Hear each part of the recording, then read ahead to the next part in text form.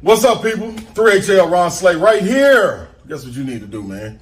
Like the chat. Like it. Subscribe. Do it all, man. We need you. We want you. You got to be there. Don't you want to be in the building?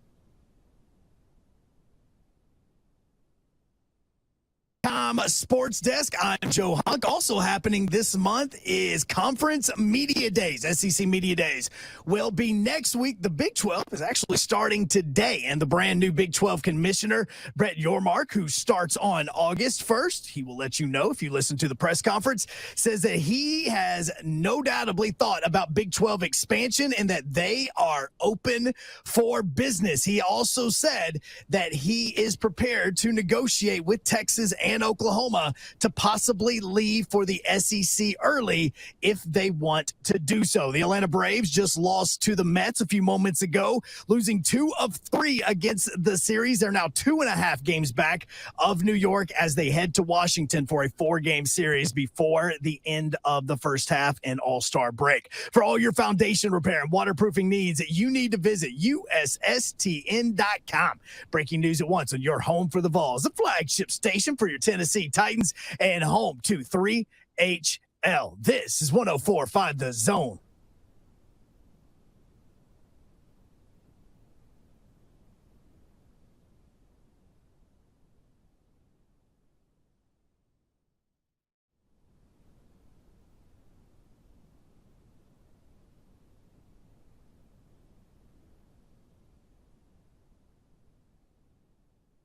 Yo, what up, Nashville? 3HL is on the air. Happy Wednesday. Brent Doherty with you. Hope you're having a great day. There he is. He's Ron Slay. I'm in the building. I'm in the building. Hey, I'm in the building. I'm in the building. I'm in the building. I'm in the building. Someday, yo. I'm in the building. I'm in the building. You know what's bunk? What's wrong? You were 5th in the chat today. I What's know, going man. on, man? Hey, man, I don't understand what happened. I don't know how everybody's so quick on the draw. Quick on Everybody the quick on draw. the draw. I thought I'd be dead. He put the gun to my head, and this is what he said. Hey. My name is Ipsy Brent. Lonzo's second. What up, Lonzo? Candy, who we met the other day. Yes. I did. At Brian's Motorsports. That's a girl she always slide through. What up, Candy? She was 3rd. Cousin Andrew 4th. I can't see who was 1st, though. Jonathan Kelly. There you go. Mm-hmm. I'm in the chat. Jonathan Kelly. Didn't he play running back at Tennessee? He was, man. John Kelly was a monster, too. Little dude, but man, little he dude, was shifty. Yeah, packed a punch. He didn't. Was he? That's who I'm thinking of. Who are you thinking of? LaMarcus Coker. He was from Antioch. LaMarcus was good too, man. He had a 90-yard touchdown run. He has like one of the longest runs in Tennessee history. Mm-hmm. Man, from Antioch High School. If we could have just held on to our backs here in Tennessee, man, Tennessee makes a difference. I think. Because we just lost what's the name to Oklahoma, who didn't do anything, who should have stayed at Tennessee. Eric Gray. Yep. Should have never went to Oklahoma, man. Remember back in the day, there was a guy named Brian Darden who was the number 1 running back in the country coming out of Mississippi. Mm-hmm. Never really did anything. It's tough. And then Lane Kiffin had that Bryce Brown guy. Yes, he did. Bryce Brown. He didn't do much. And then he ends up in the NFL. Yep. Long playing career. That's funny, man. The development, man. Development is serious. I got to tell you. Talk to us. I am so impressed Will? Today. With what? By the presentation just in general of Don Davenport. Babsy! That's bonk. That is bonk. Twitch, please. Twitch, please. Dude. Do I look that bad every time I come in here? I wasn't expecting the shoulder move there. Babs will catch you off guard now. Yeah, it looks like you. I don't know, like you've got a formal presidential dinner or something. You going somewhere with Joe Biden? I'm going Maybe somewhere sleep with my Two Rivers Ford people. Oh, Hey! John Barker. That's our Well, guy. not with John, but yes. Oh, John, what you doing? We both sit on there. Barker! Sorry, let me rephrase that. With the girls of Two Rivers. Oh, Ford. Tammy. Yes. Tammy's involved in that deal. Yes. So Tammy Jacobs, who used to work here. Yes. And Becky, who does work here. Becky's going? Yeah.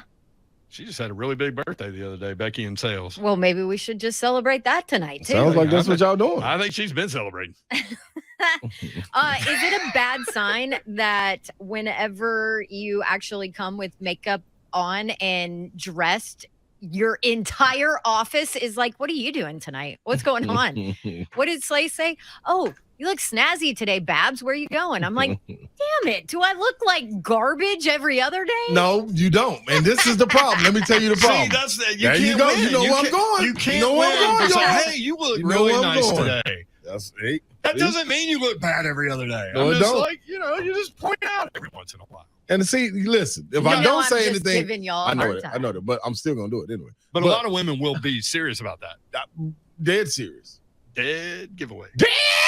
Body. Dead giveaway. Wow. You like that? You like that, man? That was a heck of a pull. Come on, do it. Where did I come away with that? Don, I'm on it. I don't know if you know or not. Okay. You guys have an amazing producer. I know. over here, We just okay? say random things. He's just going to pull some soundbite. Wow. That was actually a guy named Charles Ramsey. You should Google this. It's been viewed 9.8 Please. million times, but Charles Ramsey gave one of the greatest television interviews of all time when he found some women that were being held in a house in the Detroit area, I think. Amanda Berry was the primary girl I'm that- sure a lot of people remember that. Yeah, that It was everybody like had been looking nationwide for. Search. Like, I mean, it was on CBS 48 Hours Mystery and Yeah. Dateline. And my man Charles Ramsey heard like a scream in the house. So he went up there and found not only her, but like she had a little baby. And then there were other girls in the house too. And I want to say there were like 10 other women being held hostage Yeah, or that's something crazy. crazy like that. hey, Hunt, can you pull that entire interview? And we'll just play it for you because you need to hear this. And because every once in a while I see things with Amanda Berry, like, how are you doing? How's life going? And Yeah. all this stuff. But anyway, that was from Charles Ramsey. Dead giveaway. That's why I'm like, how in the world did Hunk pull that? Yeah, Made it that happen. was a little pre-production there. I wasn't expecting that then. But when we have a giveaway, which we do today, you'll hear from Charles Ramsey. It was And that'll Ohio. Oh, it's Ohio. Was it It was Ohio? Cleveland, I think. Oh, Cleveland. That's about right. Yeah. She was held captive for 10 years. 10 years, that's why. was it? That's why I feel like people will remember that Yeah. case. So Charles because Ramsey, she was as- missing for 10 years. As a part of him describing what had happened, he goes, "Man, I lived next to this guy for a year. It wasn't anything exciting about this guy until Damn. today." Yeah, Like what? his interview was. He ended up with like a year's supply of McDonald's after this thing. But yeah, anyway, Zach Wilson responds. Have you guys seen this? I mean, So to in update, an amazing way. GOAT. He just like elevated his status. it's like Tom Brady and then Zach Wilson. Is that where we are? Okay, that might be pushing it. Yeah, you're right. Because I don't think Brady should be in the stratosphere with him. So, long story I think short, Zach for those that Wilson don't best know, Zach Wilson, the quarterback of the New York Jets, was dating this girl since high school. They broke up. They scrubbed each other off each other's social media. And then she started dating his former college roommate, who is now a receiver for the Washington football team. And so Zach Wilson and that receiver scrubbed each other off of each other's social media. And so people started going after Zach Wilson's ex-girlfriend, saying that she was, what did they call her, a homie hopper? Yeah, Yes. homie hop. Homie hopper. She didn't like that. So she said, "Oh, yeah? Well, Zach Wilson slept with his mom's best friend." And she thought that would put him under the ground.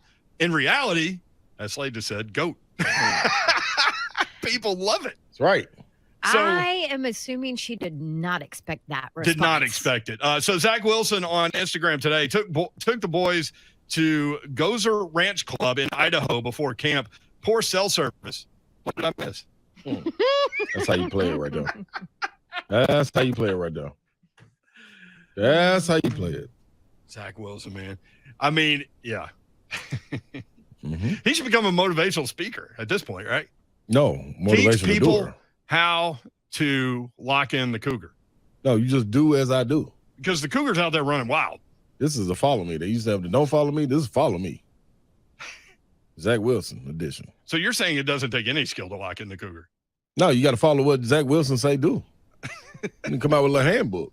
133,000 people have liked his post. See what I'm saying? already. And he just posted it. 3 hours ago. Yeah, I wish we could get that kind of traction when we talk about going up the mountain for Father's Day. Well, I Maybe mean, we ought to put a cougar at the top of the mountain. Everybody go up there with me then, huh? Man. That'd be Mother's Day. It goes together. Maybe it'll be Mother's Goes together. Day, yeah. See what I'm saying? Who just called, Hunk? Just wanted to let us know that it was absolutely amazing what we were just talking about. Oh. Just letting you know. That was Wait, in a good way or in a bad way? great way. No, in an amazing way. They love cougars. Do you have They're a huge fan of them. Are Charles you being Ramsey, sarcastic? or That's do you all I need wanted to know, time too, for perhaps. Charles You Ramsey? probably need some Charles time. Ramsey is ready to go. Let's hear from Charles Ramsey, because we're going to use dead giveaway when we have giveaways. So you need to know where this came from. And it came from the greatest television interview, one of the greatest television interviews. And think about this. This guy's thrust into the limelight. All he did was go next door and see what the noise was. And he ends up freeing kidnapped women. And then he goes on television to explain what happened. And this is what he said. Hey, Charles, let me talk to you. I'm talking with Charles Ramsey. He's a neighbor. Walk me through again what happened this afternoon. You heard screaming. Heard screaming. I'm eating my McDonald's. I come outside. I see this girl going nuts, trying to get out of her house. So I go on the porch. Okay. I go on the porch, and she says, "Help me get out. I've been in here a long time." So I figured it's a domestic violence dispute. So I open the door, and we can't get in that way because how the door is, it's so much that a body can't fit through, only your hand. So we kick the bottom, and she comes out with the little girl, and she says, "Call 911." My name was Amanda Berry. Did you know who that was when she said that? When she told me, it didn't register until I got to calling 911. And I'm like, I'm calling the 911 for Amanda Berry. I thought this girl was dead. You know what I mean? And she got on the phone and she said, "Yes, this is me." And the detective, Cook, right here, Detective Gregory Cook says, looked at "Charles, his do you know card. who you rescued?" Yeah. I said, Well, he jumped when that When did you see Gina? about 5. Good. Now he helped the guy with his TV. About cord. 5 minutes after the police got here. See, the girl Amanda told the police, "I ain't just the only ones. It's some more girls up in that house." So they went up there, 30, 40 deep. And when they came out, was just astonishing because I thought they were going to come up with nothing. I figured, whoever she was, and like I say, my neighbor, you got some big testicles to pull this off, bro. Because we see this dude every day. Every day. How long have you lived here? I've been here a year. Okay. You see where I'm coming from? Right. I barbecue with this dude. We eat ribs and whatnot and listen to salsa music. You see where I'm coming from? Salsa music. And you had no indication. Ribs and salsa music. Bro, not a clue that girl was in that house or anybody else was in there against their will. Because how he is he just comes out to his backyard, plays with the dogs, tinker with his cars and motorcycles, goes back in the house. So he's somebody that you look away because he's not doing nothing but the average stuff. You see what I'm saying? Yeah. There's nothing exciting about him. Well, until the day. What was the reaction on the girls' faces? I can't imagine to see the sunlight, to be Bro, around people. I knew something was wrong when a little pretty white girl ran into a black man's arms. Something is wrong here. Dead giveaway. Dead giveaway. Charles, thank you very much. Dead giveaway. Thank you very much for your time. And Either she homeless or she got problems. That's the only reason why she run to a black man. Charles, thank you for being there, man. Charles Ramsey, neighbor, heard the scream. Dead giveaway. All right, Dead so- giveaway. Dead giveaway. So when we have a contest, you'll hear Charles Ramsey alert you. Oh, man. Hey, I man. mean, listen. The serious part of it, that was really hysterical. Like this guy, just thrust into the limelight. This is Good who he thing really he is. helped. Yeah. This He is what didn't I'm have saying. to. When it's time to step up and be a hero, be a hero. Yep. You never know. Guess what, though? Do you have any more information No. on your younger brother's murderer? No, we do not. But we are waiting for anyone to come forward with any information, any tips, anything imaginable. This blows Look it my up. mind. Nashville. Yeah. And the love's we been pouring hold out. each other. Somebody saw something. Come on. Or knows something. Yeah, or knows something or heard something. It doesn't even matter if you think it's true, not true, whatever. Right. Reach out. Spot on. We got to find the people that are responsible for Ron Slay's younger brother's murder. So, I mean, it's funny how organically this show moves, but that's where we went. But anyway, the serious part of that Charles Ramsey thing is that guy wasn't afraid to go into a house where he couldn't even get into the door. You know something's wrong, and he still did it. You know something's going on, yeah. So anyway, he still did it and saved a bunch of girls. Yep. That was back in 2013. That's crazy. She been on since 03. Yeah. That's wild. Crazy. Coach Mack, presented by Farm Bureau Health Plans, coming up next. That's next. 3HL 1045 this home. I'm Ryan Kelly with thehomeloanexpert.com. Banks are great for car loans, but when you need a home loan, you need an expert. We'll get you pre-approved the day you call in, lower rates, and with our 21-day closing guarantee, you'll be in your dream home in weeks. Welcome back in 3HL 1045 The Zone, Dawn Davenport, alongside Ron Slay. Hey, I'm in the building. Best believe I'm in the building. Better be ready. I'm in the building. I ain't got no rules. Time for the show. College football ain't got no roof. No, it doesn't. Expansion ain't got no roof. No. Dan Wetzel ain't got no roof. At all. Yahoo Sports, Dan Wetzel joining us. Wetzel, where in the heck do we even start? Some smoldering ruins. The backstabbing, the shanking, the shanking, prison yard mentality.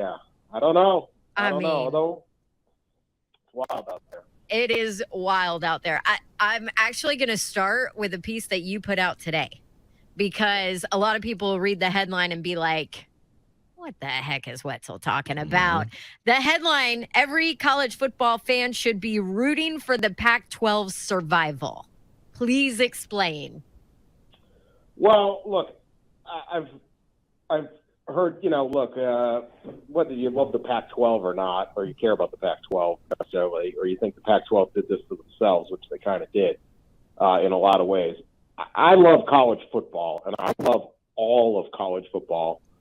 I'm not a fan of just one team. And so what I love is the absurdity, the chaos, the anarchy, the jokes, the ridiculousness, the entire concept that you have 131 schools ranging from big state U's to elite private schools to military academies to religious institutions to former junior colleges to whatever the heck we come up with, all competing for one championship ostensibly. And as much as a great Alabama LSU game or Ohio State USC game is what more people will tune into, I love those Saturdays when there's like 75 games going on and it's chaos all over. I love that TCU and SMU play for an iron skillet. I love that Wyoming and Colorado State play for a boot. I love that last year, Indiana and Penn State went like 10 overtimes and couldn't convert a 2-point conversion. Yeah. I love the Hail Marys. I love I love it all. And I want all of it going on. And most of it is not a threat to anybody. And so when you pare down the conferences and you lead to 2 super conferences and maybe 40 teams that matter, then all you have is the NFL. The football may be better. There may be more better games to watch, but you lose part of what I love about this sport, and that's the vastness and the chaos of it. So as much as it's the Pac-12, the Big 12, the Mountain, all of it, it's better when all of them have something to play for and at least some kind of dream. You could make a playoff, or you matter, or it's still Division I. I'll take that over NFL light any day of the week. So, and it's funny because we had this discussion almost word for word yesterday. because I said what will be missed if we turn into super conferences, even if there's 3, because right now it seems to be a battle for who's going to be number 3. Right. And I said, man, I'm going to miss those rivalries that that you just can't keep all of them. They're not all going to be there. Like some of those rivalries are going to end up going away. And I'm like, I'm going to miss the Jacksonville State almost upsetting Auburn, even though, I mean, I worked a lot of those games, Right. 4 years ago. So I actually worked that game. But, and the joy that you see from the guys that were just a little too small or a little too slow to, go play at a big school, but then get a chance to possibly upset a big school and get to play in that arena, like all of that, I think will be missed. So is this just all about money? Yeah, it's money and, the lack of a postseason that sets up, that assures access to it, and the fear of being just not in that spot where you can still attract recruits. So, it's those things. But a lot of college football programs they know they're never going to win the national championship. They're not really even competing for the national championship, just trying to be a little bit better each year, beat their rival. And that's what forms the majority of the sport. Even in the SEC, which has the most schools that think they can win a national title, at least half of them know they never are going to. Yeah. And they're just sort of there. And, hey, maybe we beat Alabama every once in a while. But every time that conference gets stronger, you get knocked down a peg or 2 in this case. And so it's even harder to have a good, a great season or things like that. So I don't see the benefit. Somehow college football and college athletics has sold fans on the idea that you should be cheering for revenue numbers and revenue shares and TV contracts. None of that stuff is going to really help you. Nobody really gets any better when they move conferences. A lot of times they get worse in terms of wins and losses. And the fact there's more money to buy out some bad defensive coordinator, or the AD gets more time on a private jet, or more people get country club memberships, like tickets aren't going down, tuition's not going down. It's like you don't sit there as say a Detroit Lions fan and go, hey, we never win. We've never been to the Super Bowl, but did you see how great the TV ratings were for the Packers-Chiefs game? Right. This is awesome.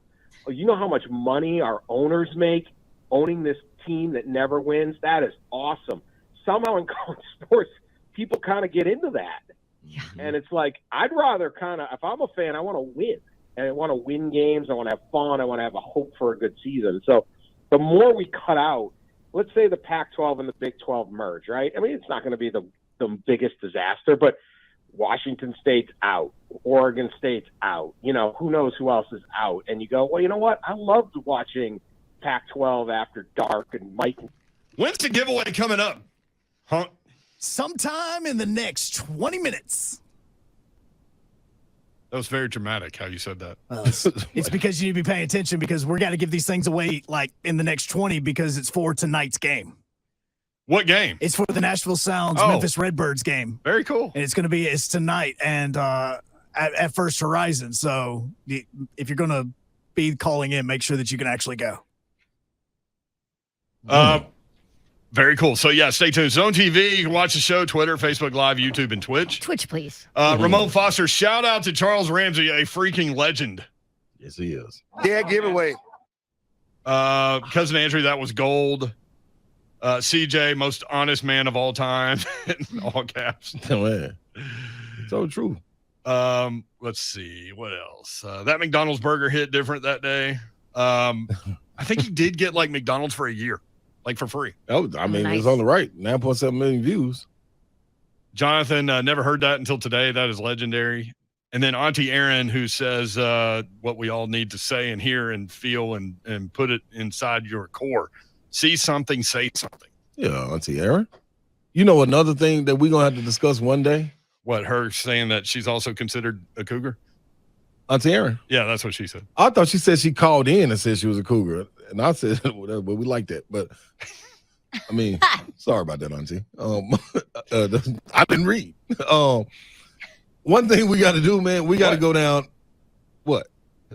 One thing we need to do. And I was like, what? No, I'm telling you. What? Y'all got to listen. We're trying. We got to talk about the coldest, bloodiest interviews, if the internet makes sense. Coldest, bloodiest interviews? Ever. Like spur of the moment. Like the one you said from Alabama. Oh, when you hide your kids, hide your wife. Hide your wife, hide your kids. Oh, Dotson. Oh, yeah. Dotson. Dotson. That What's one, that guy's Charles name? Ramsey. He wanted to buy, he made a bunch of money. He did make a ton of money. Yeah, and so his goal, he wanted to buy a motel. Yeah. That was weird. What a weird goal. Heck of a weird. Not Maybe even he a was watching hotel. Ozark. He was watching Ozark. Yeah, you can launder money through a motel. But guess Good what? point. Holiday Inn. I can't find it now, but You also have the Leprechaun interview. it's another one that's Antoine hilarious. Dodson. Antoine Dodson. Yep. Mr. Turner. Boy. Have y'all ever seen Mr. Turner, the DUI? The what? Let me tell you something. I don't know that I've seen Listen Mr. to me Turner. very carefully, Babson. And I mean this from the bottom of my heart. Mr. Turner gets a DUI. Anytime you're having a down day, anytime in life, watch that. I guarantee you will cry real tears laughing. Man, when I had bad times overseas, I put Mr. Turner on DUI. Cry. So let's get to the moment. It's tough to set that expectation level up that high like that. Cry. You hear me? Real live tears out my eyes, cry, laughing. Bro, I can't play this. No, you can't. No, like every third word. Yeah, I know. No. He's drunk. It's 5 minutes long and it's every third word, drunk. man. He's drunk, dog. Like what you expect from him? We can't play that. No. I don't know. You gotta man. figure You it out. can't bring it up Hey, if listen. we can't play it. You gotta We've got figure it out. listeners that call in drunk all the time. They manage to compose themselves. Yeah, figure it out, huh? Some of them You do. can play it. This guy's sober. He's Coach Mack, presented Who by says? Farm Bureau Health Plans. Coach Mack, what's up? How are you? Go, really seriously, get the Leprechaun interview in Mobile, Alabama. That's the best thing in the world. Leprechaun interview, Coach Mack. Leprechaun interview. Mardi Gras in Mobile. Please, just that sometimes, I'm I writing it mean, down. we used to have so much fun with that when I was, yeah, it's really good. What's going on? All right, that one's coming up. In the parking lot today, she and I were talking with Amy Wells and her new little baby Livy out there in the parking lot. So we've already had a good day out there. We have, I know, and normally, like the first thing I do is give Coach Mack a hug when I see him, and it took me Coach Mack, about 15 minutes to get to you because I was just loving that precious little baby. You know what? And I just stepped back because, as I said, Coach Mack is usually the center of attention, but once a little Livy showed up, I'm done. I'm done. He's adorable. Coach, oh man, what a cutie! Weren't you impressed at how Dawn is put together today? What do you mean? Dawn always looks nice. Thank you, Coach Mack. So you put us to shame, Coach Mack, for asking. Yeah, we're like, dang, Dawn, you're all dressed up. What's going on? Got an interview? Well, first of all, let's get this out of the way. So we're going to start talking about what you want to. Dawn's smarter than both of you. So let's start with that. And then, I mean, you guys, how could you ever say to any female that comes in, where are you going today? How come you look nice today? Well, she does have They're not that smart, Coach Mack. She does have like a work-related dinner tonight, so we weren't wrong. No, they're right. That's why I started it off by saying, Dawn, you are the smartest one of the three. That's right. He is. There's no He's question. good. Hey, Coach, a couple of guys I've been thinking about lately. I don't know why. I'm just randomly thinking about David Long Jr. and Amani Hooker. So I wanted to get your take on those two guys. I remember during the draft process about how impressed you were with Amani Hooker's game, and you said that before the Titans even drafted him. He was one of those guys. What have you seen thus far in his career? His contract's up. Obviously, they're going to extend him. What have you seen from him? Because Kevin Byard gets all the attention, but what do you see from Amani Hooker? Yeah, and Brent, let's go back to before the draft when I was talking, to you and Dawn about him. Yeah. I mean, the thing that I said then, and it bore out when he came here to see him. See, at Iowa, he was used in a lot of different spots. They have a pretty complicated defense there at Iowa. In fact, it's very multifaceted, especially back there in the back end where they do a lot of disguising, a lot of bogey things pre-snap. And so it's a pretty sophisticated defense. And he was put into a lot of spots. Mike Keith and I and Rhett Bryant had Kirk Ferentz on the phone after we drafted him, and he said we could do so many things with this player because he just understood the whole picture and could see it. Well, when he showed up to Titans as a rookie and he started practicing, that's kind of what I was looking at to see if I noticed that just, getting from, the NCAA level now to a professional field. And he just looked like he belonged, and he got it. You could tell that he got it, and he was not overwhelmed by it, and especially back there in the back end where you've got to be able to take a 360 picture of everything that's going on constantly. You have to be going on all around you to know what's happening and be able to process it. And then even from a young time, even before he was a starter, you could even tell at practice that he was getting people in the right places. So all of this stuff has led to the type of season that he had last year. And he paired with Kevin Byard. That's what you want back there. That reminds me a lot of when we had Michael Griffin. We had Griff and Chris Hope back there.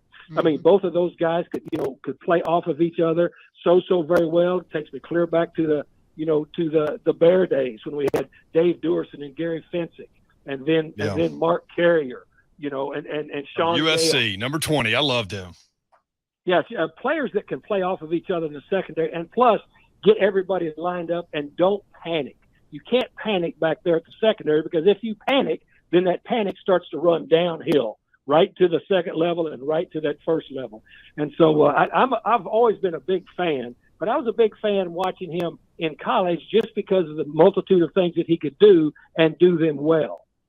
A lot of teams, coach, are going away from calling their safeties a free safety and a strong safety, saying that they're kind of interchangeable in terms of what they do. Do you see that from those two guys? Like, are they both similar in their skill sets in that they can come up and play in the box, or they can play center field, or they can go man-to-man in the slot? Do you see those similarities with those two guys? Yeah, absolutely, Brent. That's a great point. I mean, you really don't look at anybody anymore. Now, with adjusted defenses, if you're playing nickel and dime, there are some instances where you might need a little heavier safety to drop down and be able to, to cover a tight end, but still be able to read the box and fill the A or the B gap, when things happen as far as the run game out of a single back set. But yeah, the more multiple that you can be with your safeties, the better off you are, because if you can rock and roll your safeties, which means instead of running them across a formation to be able to adjust, you can rock and roll them. You can bring one up and bring one back, and they can do either one, extremely well. When you can do that, you can disguise your coverages so well, because even if you have one that rolls down pre-snap and you can roll him back over the top, say to play a deep half, then you continue to be able to disguise your pre-snap looks from a quarterback quicker. But, if you have a safety that, that someone knows he's not going to be down here in the box because he can't play the run, well, then that type of bogear disguise means nothing. So it's very, very important, especially nowadays with all the alternate personnel you get on offense, that those guys can rock and roll. That's what, we like to call them. If you've got rock and roll safeties, you're in good shape. Was Thomas Davis like one of the guys that kind of reset like back seven defender? Because he played safety at Georgia and played linebacker in the NFL. Usually it's kind of the other way around. Like when you're talking about high school to college, you typically don't see that college to pro, but that was a guy that could do anything on the backside. Well, Thomas Davis was a bigger dude. Yeah. I mean, he was a bigger dude. So you really, when I remember betting him when he came out, when you looked at him, what you really saw was somebody that you knew could play that will linebacker spot, especially in a 4-3 defense, that you would cover up with a 3 technique and a 5 technique to his side so that he would only have to cover the 8. We're talking a lot of ball here now. I love it. I can listen to you talk defense all day. That he would only have to cover the A gap on action away. If any action was to him, then the Mike linebacker would cover the A gap, and he could play off of the 3 technique and the 5 technique that were covering up the blockers on him. So that, to me, was where he started out and where he ended up playing really good. Man, that's interesting. Yeah. So what's the ceiling for Amani Hooker? Like how much better can he get, do you think? I don't know. I never put ceilings on any players. What he needs to do is continue to do what he's doing, and consistency in the back end, consistency everywhere. I mean, that's an easy go-to. But to me, being back there in the back end, you've got to be consistent, because a mistake back there is costly. You know, I mean, if you're out of position back there, it's pretty costly. So consistency back there is what's huge. And so the main thing we always wanted out of our safeties was just give us a consistent look back there, and then be a sure tackler. Because, you know, and you don't have to be a big blow-up hit guy. Get him on the ground and give us a chance to play again. And he's continued to do that. But as much as defenses now, guys, are adjusting to altered offensive sets, you've got to be able mentally to be into it and know what's going on. And the ability to pre-snap read, that comes with experience. And so if you ask me where he can get better, well, experience makes those guys better, where they can see off of film study and then translate it to game day, where they can preconceive, or they can eliminate a lot of stuff that they have to think about if they can start to understand formations, splits, and down and distance, and what's coming, you know, from the offense according to what they've done in the past. See, that's really interesting what you said there. Like, just get the guy on the ground and live to fight another play. Because I remember Blaine Bishop will talk about Samari Rolle as one of the more athletic people he's ever been around. But Samari wasn't very big at corner. So he would tell Blaine, look, man, if they run wide out here, I can't get that guy. And Blaine would tell him, just make him move his feet. Make him move his feet, and then I'll take care of it, in terms of, like, right, just getting him down. And I just love hearing defensive guys like you and Blaine talk about that side of the ball. It's awesome. Well, yeah, I mean, anytime you have a corner, and there are going to be some corners that aren't great at run support, but here's what you want a corner always to do is just hold your leverage wherever you're supposed to be. If you're supposed to be outside in a deep third, and all of a sudden that wideout starts stalk blocking you, or if you're rolled up in cover two, just hold your leverage so that we can get help inside out to you. Don't lose your leverage, because if you lose your leverage and they skip outside of you, there's nobody there but the sideline. Coach, if that's the case, then I want to keep my powder dry. But in a sense, I don't really want it to be that dry, because I'm that anxious to see McCreary out there. Are you anxious to see him when he gets back to camp, to see what he does against the first string guys? Yeah, well, to me, it's going to be a development, you know. For him. I tell you what's good. What is really good, Ron, for him, for his development, is the fact that the Titans are practicing against two NFL teams back-to-back here in the preseason, in practice. I'm not talking about preseason games. I'm talking about practice, because in practice, what you can do now as a staff, and you'll do it with the other staff. I mean, in my career, you know, have had joint practices in training camp with any number of different teams. You can put your players in situations you want to see them in. You know, you can say, look, I would really like to get a whole lot of man press, you know, in here in this group, or we're gonna run, you know, quite a bit of half field. So I'd like to see if my safety. So if you could throw in a couple of four seam shots to see if a guy can lap. All of those things you can program against different people. That is going to be so important, because you can get used to, even in a short span of time, Ron, you know this, it's just in practicing basketball. You get used to practicing against somebody. Now you kind of know what they're going to do. Right. But when you get a new person there, then you got to revert back to your technique and be able to play everything on the snap off of what you see, rather than what you've seen a lot of. And so, to me, I'm looking forward to seeing all of these guys, and some of these second-year guys that have got to prove and try to make a team or win a position, work against two separate teams in 3 days of practice apiece.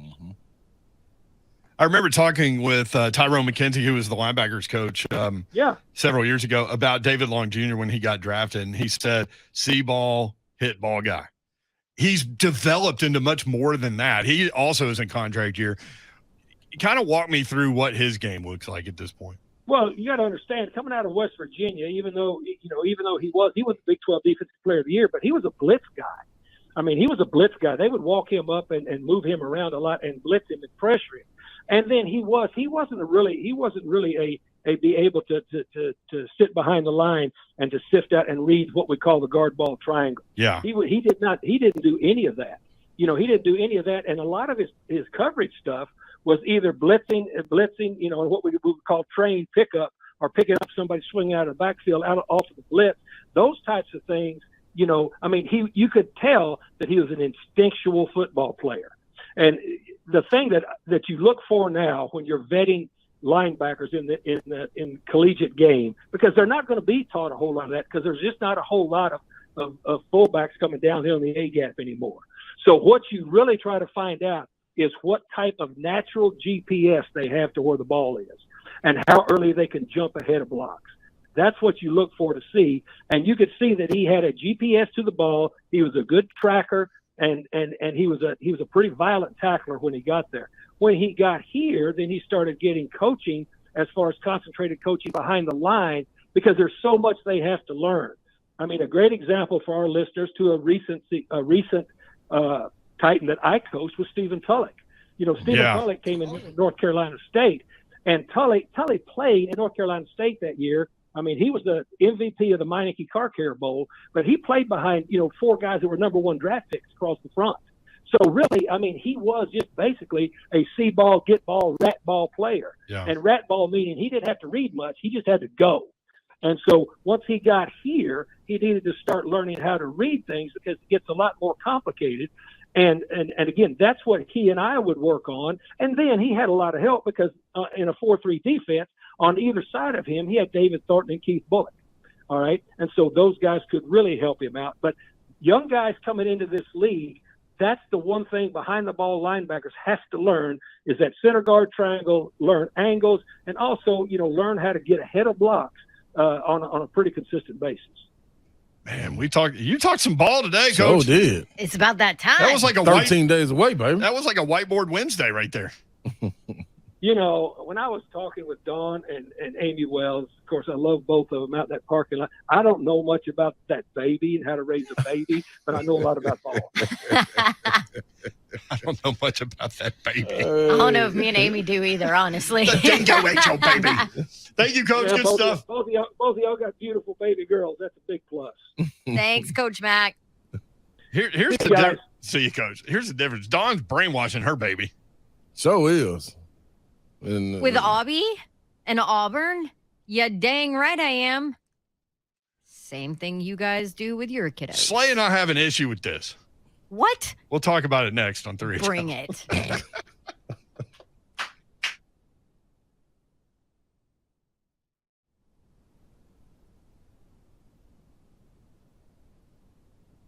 I'm Ryan Kelly with thehomeloanexpert.com. Banks are great for car loans, but when you need a home loan, you need an expert. We'll get you pre-approved the day you call in, lower rates, and with our 21-day closing guarantee, you'll be in your dream home in weeks.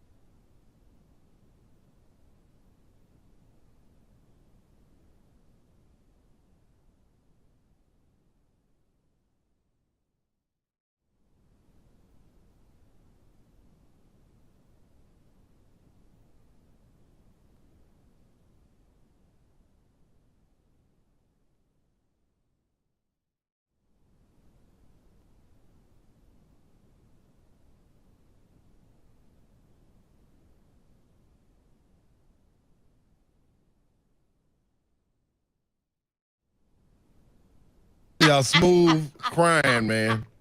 I'm telling you. It's the gift that keeps on giving, Babsy. I sent Robert away to work on that. Hey, man. He may be back by the after party.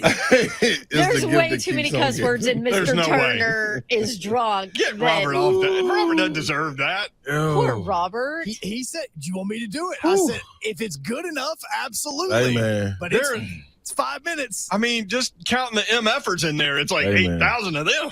There's no way he's going to be able to beep all of them. Hey, we gotta play that while the kids aren't in the car, Most definitely. even with the beeps. So that's got to be like before the. Well, I guess it's summer. I was going to say before the 5 o'clock I hour. look like 1974 in that video. Dude, it was old. What? It's Look, I had old bell bottoms school. on there. Them the bell bottoms I had on. Hey, I couple have on months bell ago. bottoms today. It's cool for women. It's back. I know. It's back, baby. Chris had on some the other night. Bell I know, bottoms she and looked jelly cute. shoes. No, we ain't brought them back yet. See, wedges is cool. Dawn always That's wears not those a wedge, wedges. though. Is that a She wedge? makes me nervous when she goes down the stairs. We had a guest on one time, and she was so sweet and nice and all this stuff, and so we're walking her outside, and I mean busted down the stairs. Really? Oh. Wearing wedges. Wedges are Sometimes they dangerous, get you. man.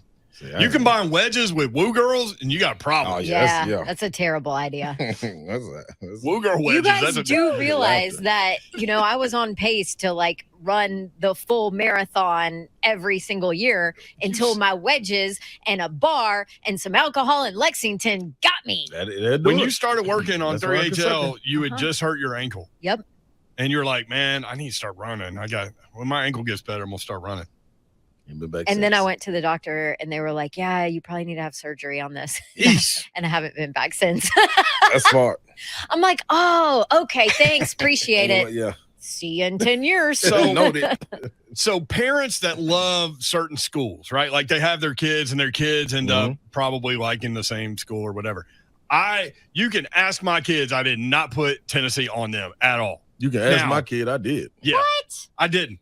But they would end up at Tennessee games. So, I mean, this is all you see. But I didn't sit down. Hey, little Johnny, you're going to be a Tennessee fan. I never did that.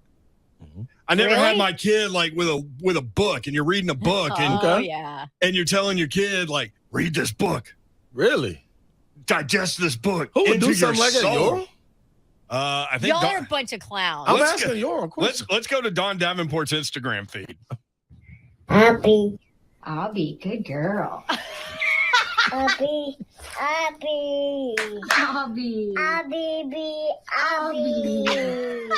Number one, is that not the cutest thing ever? Yeah,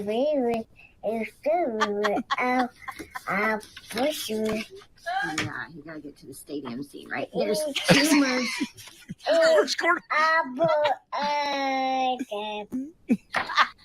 Abby, War Eagle. See?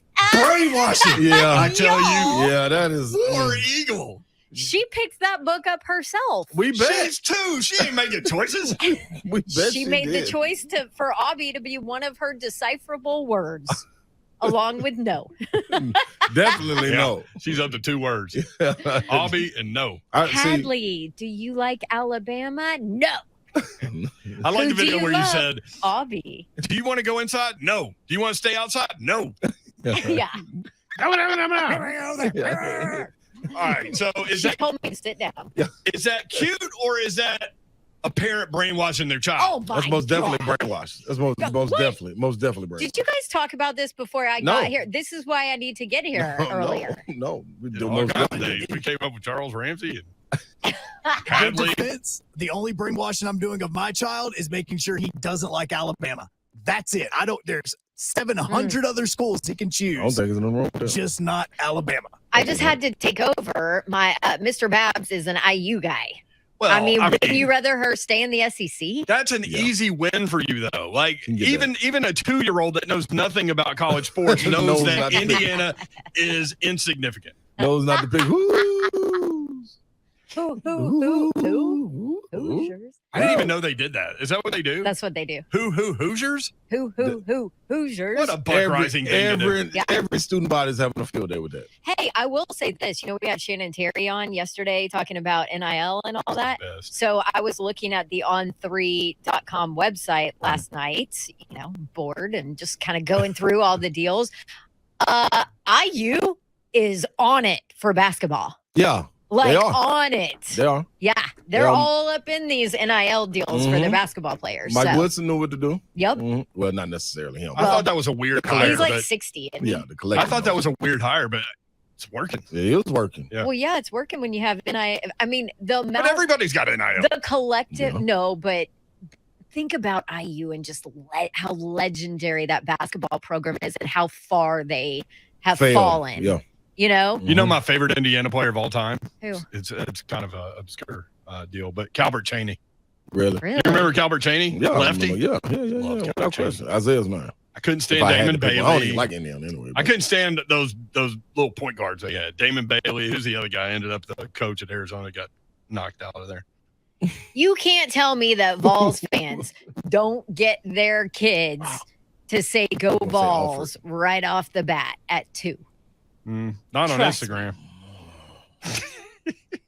I just don't. I don't allow. I don't brainwashing your allow them. kids. I don't allow Lil Ron to say anything other than that. Right. I won't make him say go. So Vols, Lil Ron but came in the house and he was like, "Hey, Dad, roll Tide." Hit dead in the chest. You, Aaron Yeah, Rodgers. you can go and call child services on me. I'm hit them fine on them dead in the chest. Pow! I told you my Say brother what? came in. Roll who? My brother came in as a teenager What?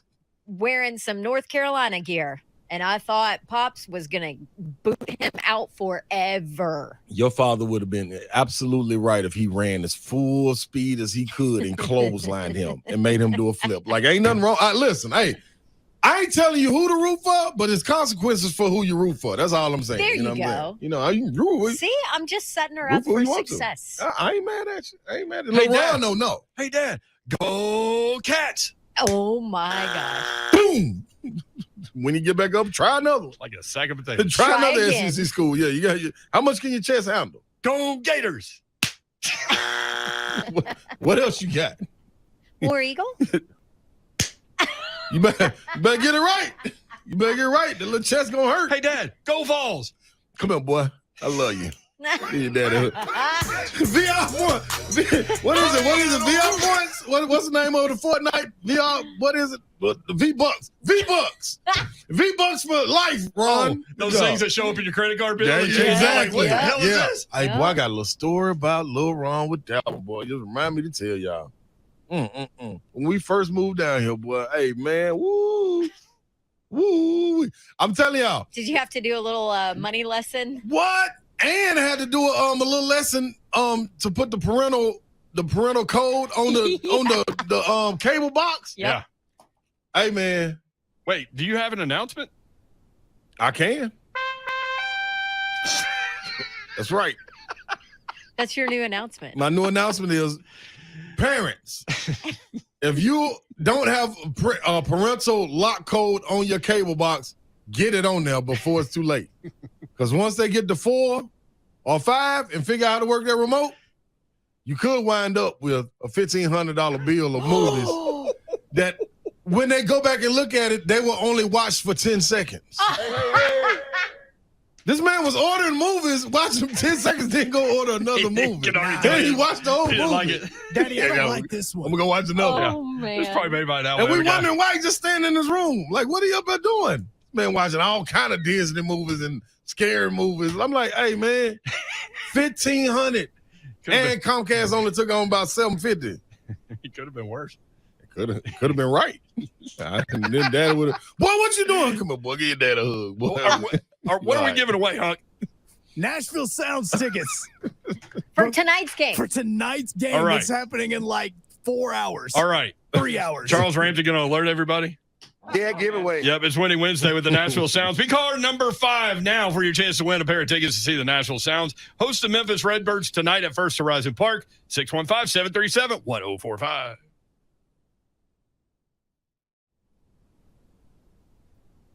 Because it did take Hendon Hooker some time to get on the field, Yeah. Greg. But when he did, that offense obviously is going to make players successful. But it was difficult to argue with the efficiency that Hendon Hooker showed in that offense. I mean, No anybody can look at 31 touchdowns and 3 interceptions and say, yeah, that was pretty good. pretty good. right? But as far as his skill set is concerned, Greg, I wonder what you kind of saw from him at the position. I will say this, my initial, the early viewing of his tape, I did not particularly like it, but he grew on me. Okay. And I ended up watching more than I probably should have, just because, I'm trying to watch, because all this is just, in a sense, preliminary, Buck. I mean, we have another whole season to play when I'll go into more detail after the 2022 season. But it's good to do the groundwork the way that you do. Right, but sometimes I watch a guy and I think, I really feel like I should watch a little more. Right. And that's the way I felt about Hooker. Because initially, and I think I mentioned this to you last week, not during the podcast, but I said I didn't like him early on. And the more I watched him, the more I thought he was intriguing. Yeah. He's going to be an older quarterback when he's drafted. And I don't know how the league will view that. I think he'll be 24, if I'm not mistaken, when he's drafted, assuming he is drafted. But he's tall, he's athletic, he's got a good arm. He can work the intermediate and deeper levels of the field. He's got mobility to make second reaction plays. He gives an offense the design quarterback run game. He's not an explosive, twitchy runner. He's not sudden. He's not, you don't look at him and go, wow, that's Lamar Jackson, but he's big and he's physical and he's got enough straight line speed that he's a factor as a runner.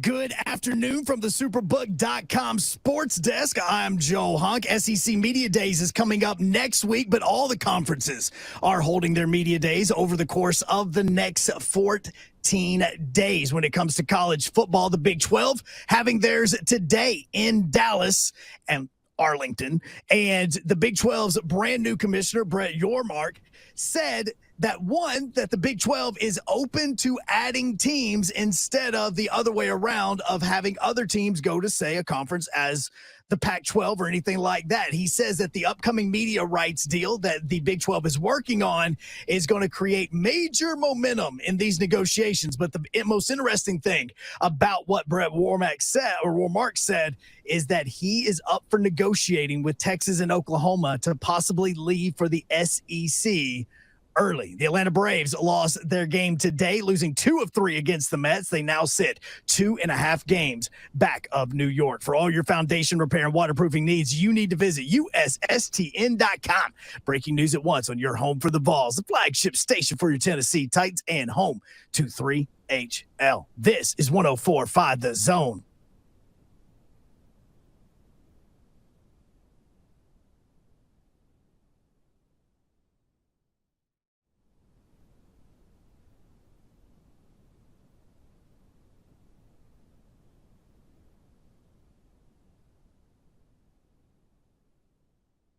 Three Tell 104.5 The Zone. What up, Nashville? Brent Doherty with you on a Wednesday afternoon in the Music City. Beautiful day. There she is. She's Dawn Davenport. Hey!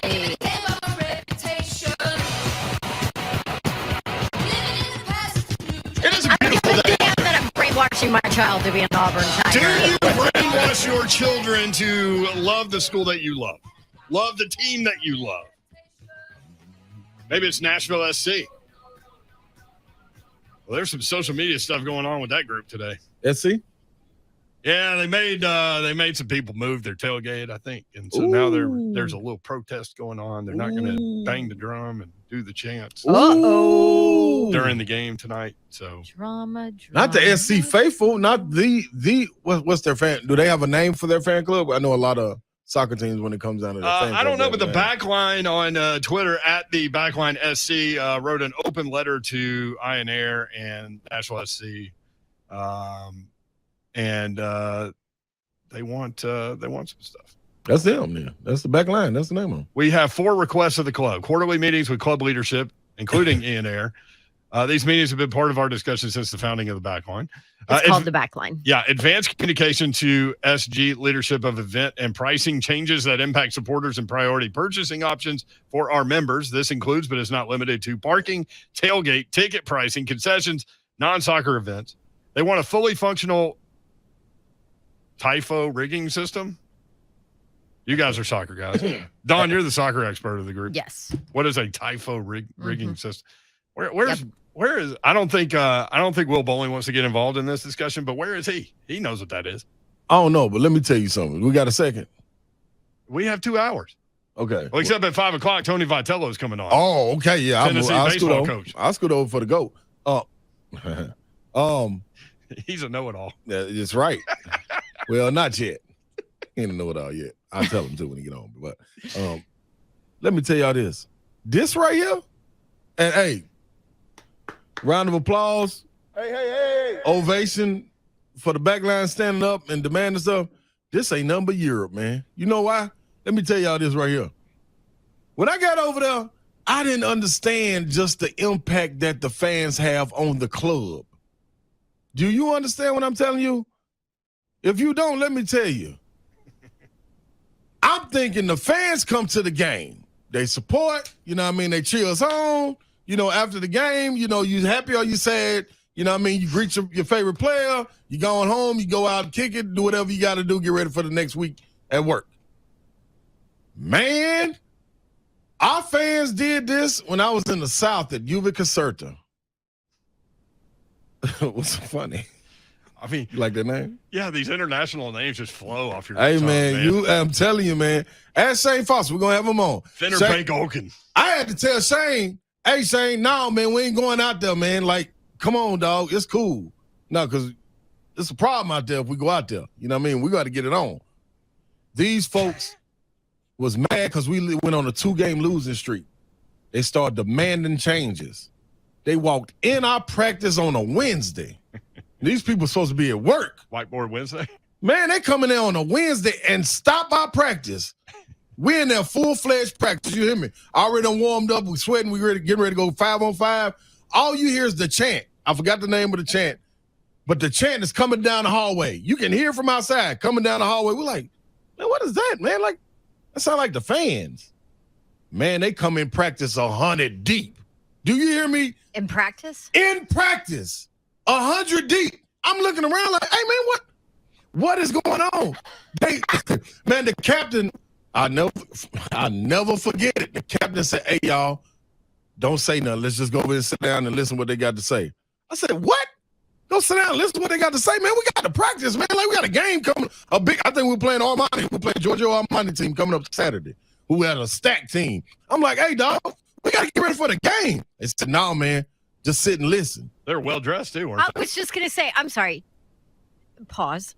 She could literally call Oh, time yeah. out. Did you call it 20 or Yeah, you need a Giorgio full? Armani. Milan team. His team is in Milan. Oh, my gosh. Did they have Armani Yes, jerseys? all of them got Armani Shut up. suits. They all got Did 2 they have Armani suits. Oh, my No, gosh. Armani was tough. Armani was tough.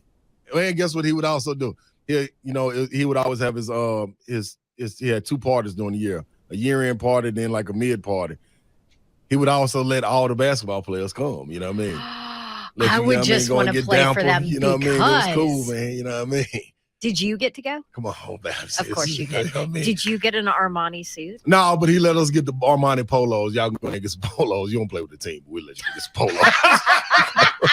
Come on into the Hell party, yeah, bro. baby. But I'm Hey, telling those you, still aren't hey cheap. man, no, and to I get in know. that party wasn't cheap. I'd knock down Charles Hathaway to go get No, one of those. I'm telling you, Wow. no, you know what I mean? Get that piece But out it of was serious, Okay, man. play. Go ahead. Boom. So they coming on in, and the captain was like, "Hey man, everybody sit down, man. Let them listen." I'm like, "Man, dude, we ain't sitting down." So Shane Foster, I want to say it was Shane.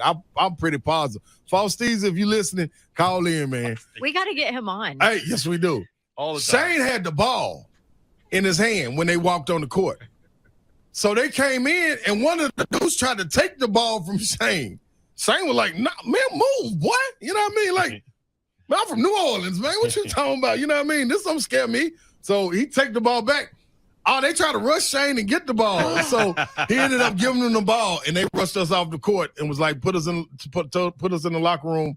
I was like, don't come back out. Fans mad because we lose, and they want some demands from the club and this, that, and it came with a list.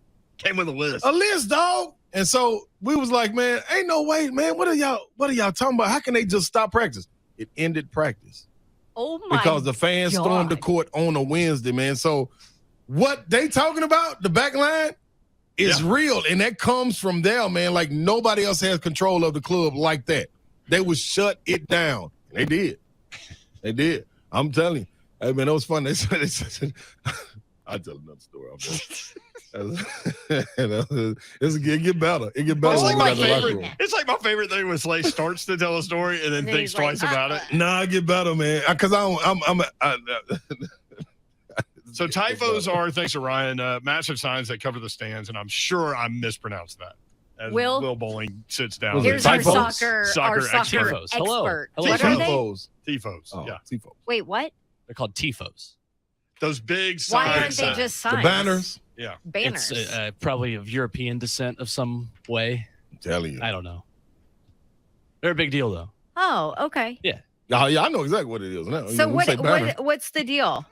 Give us the inside scoop on the back line. The vibe that I've gotten from talking to people, and honestly, you can just read a lot of the quote tweets of the tweet, Right. is that this is ironic considering that it does not represent the way that most Nashville SC supporters feel. Oh, so it's just one group. This is like the board of all of those groups Okay. together, which is ironic considering that They're they the want loud voice, representation and they want transparency, but they're not really being transparent about the way they got to this, and they're just kind of like it feels Is like this this is all a over a small tailgate? percentage. Yeah, their parking spot got moved because the fairgrounds basically said, like, we have events here, you can't park and tailgate here anymore. So they were told, hey, you got to go to this other spot. Is it like that bad of a spot?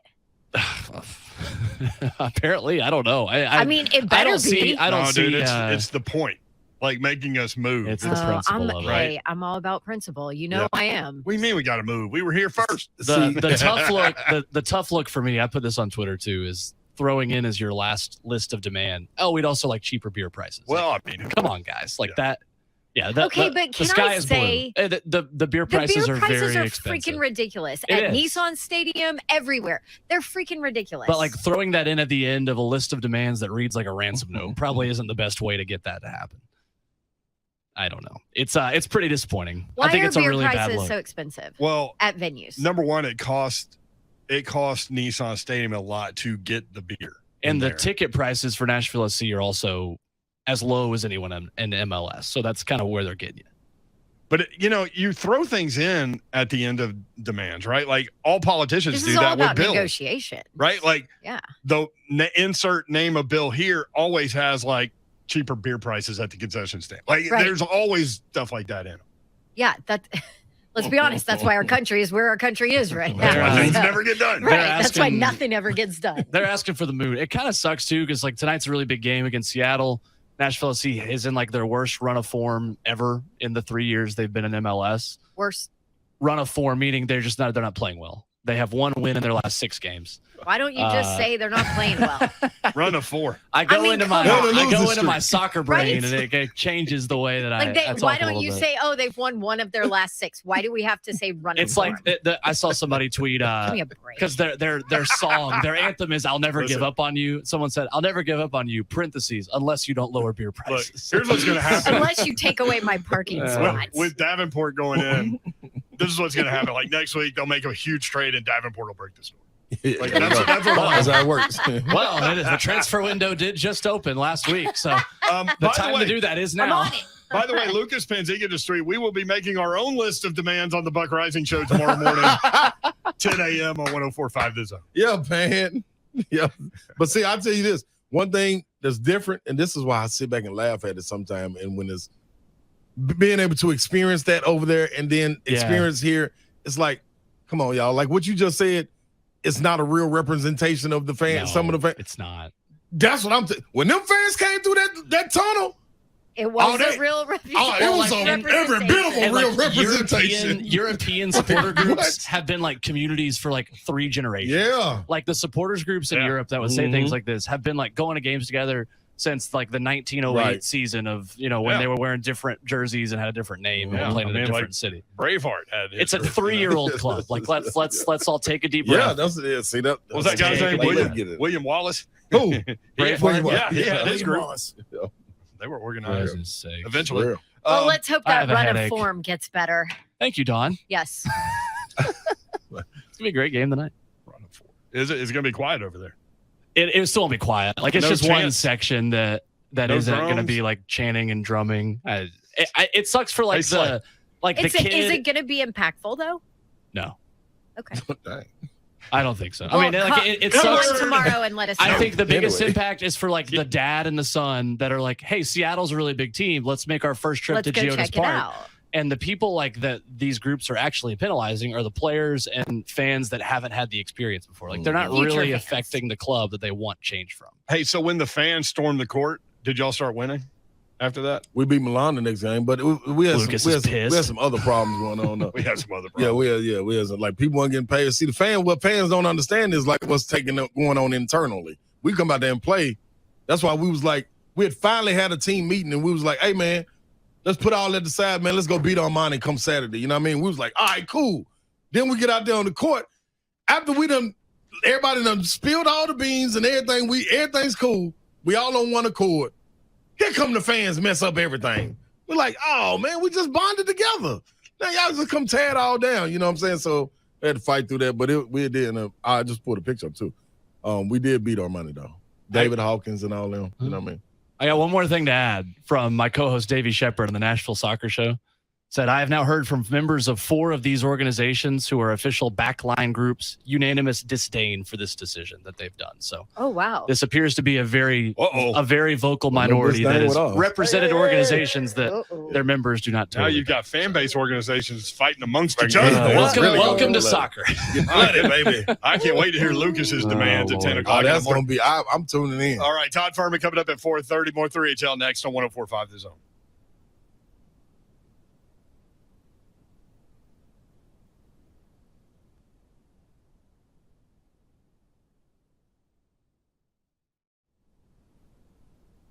What's happening, good people? Now, I've got something on my mind that I need to get off, Babsy. What's that? You think there's any edge you had at that moment for not having practiced that play? It might be a stupid question, but that's a great question. For not having had the routine or knowing exactly where you're supposed to be, you're supposed to go. Yeah, that's a great question. I don't know if I've ever been asked that either. No, I don't know. I think what it was, to be honest with you, it was Buffalo. I think they were overzealous. I think they were. Yeah.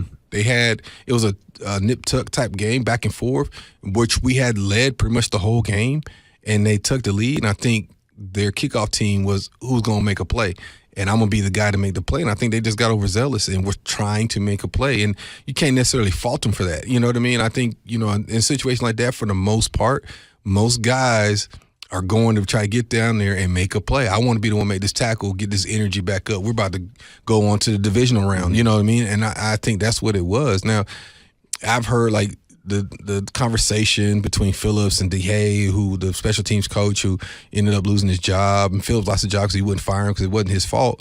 And I stand firm that that's not necessarily the coach's fault. That's your players. You run your lane and you collapse late. And who cares if we get the ball at the 35? That's still only so many seconds left, to get in field goal range, and you take your chances, play the odds. Well, football players, sometimes I said football players got to be football players. And I feel like that was them trying to make a play, and they created a running lane to the outside, which is by far the worst thing you can do, obviously. But, sometimes people try to make plays, and it's to your detriment when you do some things outside your assignment. As a coach, I tell my players, do your job first, then go make a play. And these guys went to go make the play first, and then they couldn't get back to their assignment. And to our benefit, because it helped us get to the next game.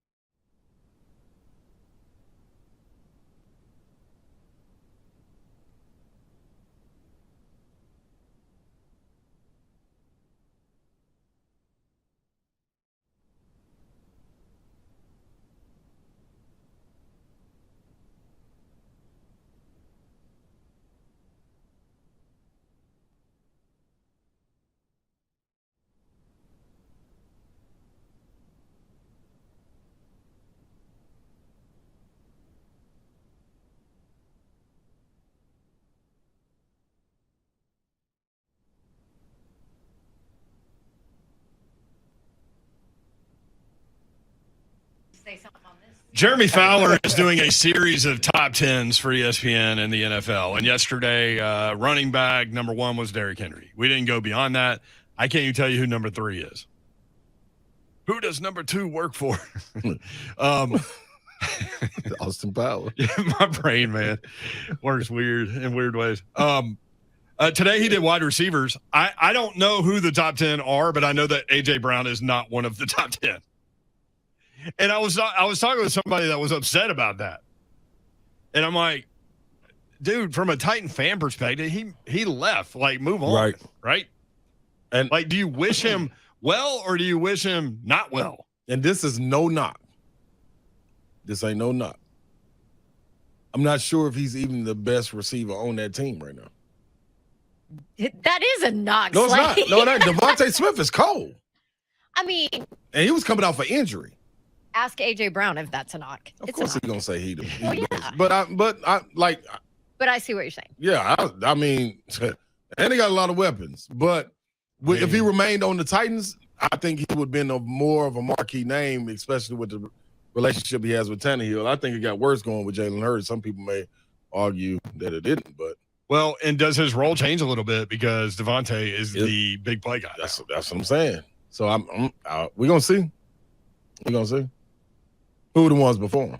I don't know. I told you I don't know. Oh, you don't know? Okay. I don't know any of the top 10. Oh, do you have that list? Working on it, Dan. Did you say damn? Working on it. Damn. I do think. Sorry to bother you. But if DK is on that list, and I think he is. Yeah, sorry to bother you doing the show. If DK is on that list, though. Okay, there we go. What you got? All right, what's the top 10? Top 10 wide receivers in the NFL. And the way Jeremy Fowler, this isn't just Jeremy Fowler's list. Mm-hmm. He's talking like 50 NFL people. Executives, coaches, GMs. So like it's different levels too. Right. In the NFL. All right, number 10, DK Metcalf. There you go. There's so DK. AJ must be 11. That's probably true. I would put AJ both of them. AJ is 12. Oh, wow. Yes. Okay. Who's 11 real quick? Keenan. Who's 11? I want to know who the 11th best wide receiver is in the NFL. Yes. Please tell It's me. Keenan. I forget what his last name is. I think it's Allen. Keenan Allen. Yeah. Keenan Allen. All right. He's good. Number That guy 9, doesn't get the respect He don't. deserves, man. No. Number 9 is Debo. Okay. Number 8 is Mike Evans. All right. 7 is DeAndre Hopkins. Yeah. Number 6 is Stephon Diggs. Yeah. 5 is Cheetah, Tyreek Hill. Yeah. And you got number 4 is going to be Justin Jefferson in Minnesota. Mm-hmm. Number 3 is Jamar Chase. Yep. Number 2, Cooper Kupp. Yep. And number 1, Devontae Adams. I mean, hard to argue. That is. I mean, if you want to call us, but I'm gonna go back on my point real quick. But none of us, let's be honest, when the trade happened, none of us said that AJ Brown was a top 10 receiver in the NFL, did we? The funniest part about the trade None was of us did. Everybody got upset. But last year, everybody was complaining about him dropping balls. Mm-hmm. And not being available. Not being available. So So glad I know who the 11th best wide receiver is in the NFL. Didn't AJ have? He didn't have 1,000 yards last year, did he? Negative. 8. No, Ghost Rider. he didn't play in enough games to have 1,000 yards. Yeah, I forget what Okay, it was. so- It was 8 something. Last year, on the same team, Devontae Smith, 16 games started, 17 games played, 104 targets, 64 receptions, 916 yards. As a rookie. Coming off of a injury. Yeah, 63 for 869 for A.J. Brown, 5 Okay. touchdowns. So that you see I what think I'm he saying? had half of that against San Francisco. Probably so. Yeah. That don't mean that's not saying that he's terrible. I just think that No, he's a great player. I he's wish a he great was player. still here. Devontae cold-blooded though too. That's all I'm saying when we start talking about if he has a gripe with that, then dude, you gotta be careful. Like this, you ain't man. And I don't want this ain't no knock. You're not opposite of NWI though. You've had 2 different sentences this segment. This ain't no knock. But yeah, but You know what it is. Like, I'm not trying to be mean, but it's not. Bless his heart. Yeah, God love him. God love him. Bless his heart. That's what you're doing. But am I wrong? No. That's the old Southern thing. I mean, Bless Devontae her on one heart, end, she's ugly to the back of hammers. or NWI on the other end. Bless her heart. mean.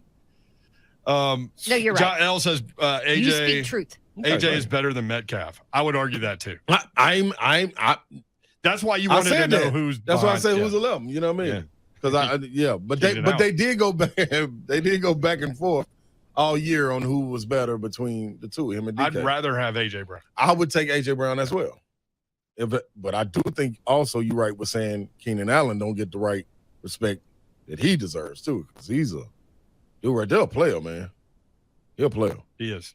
All right, Todd Fuhrman is Todd Fuhrman a player. Todd, who would you rather have, DK Metcalf or AJ Brown?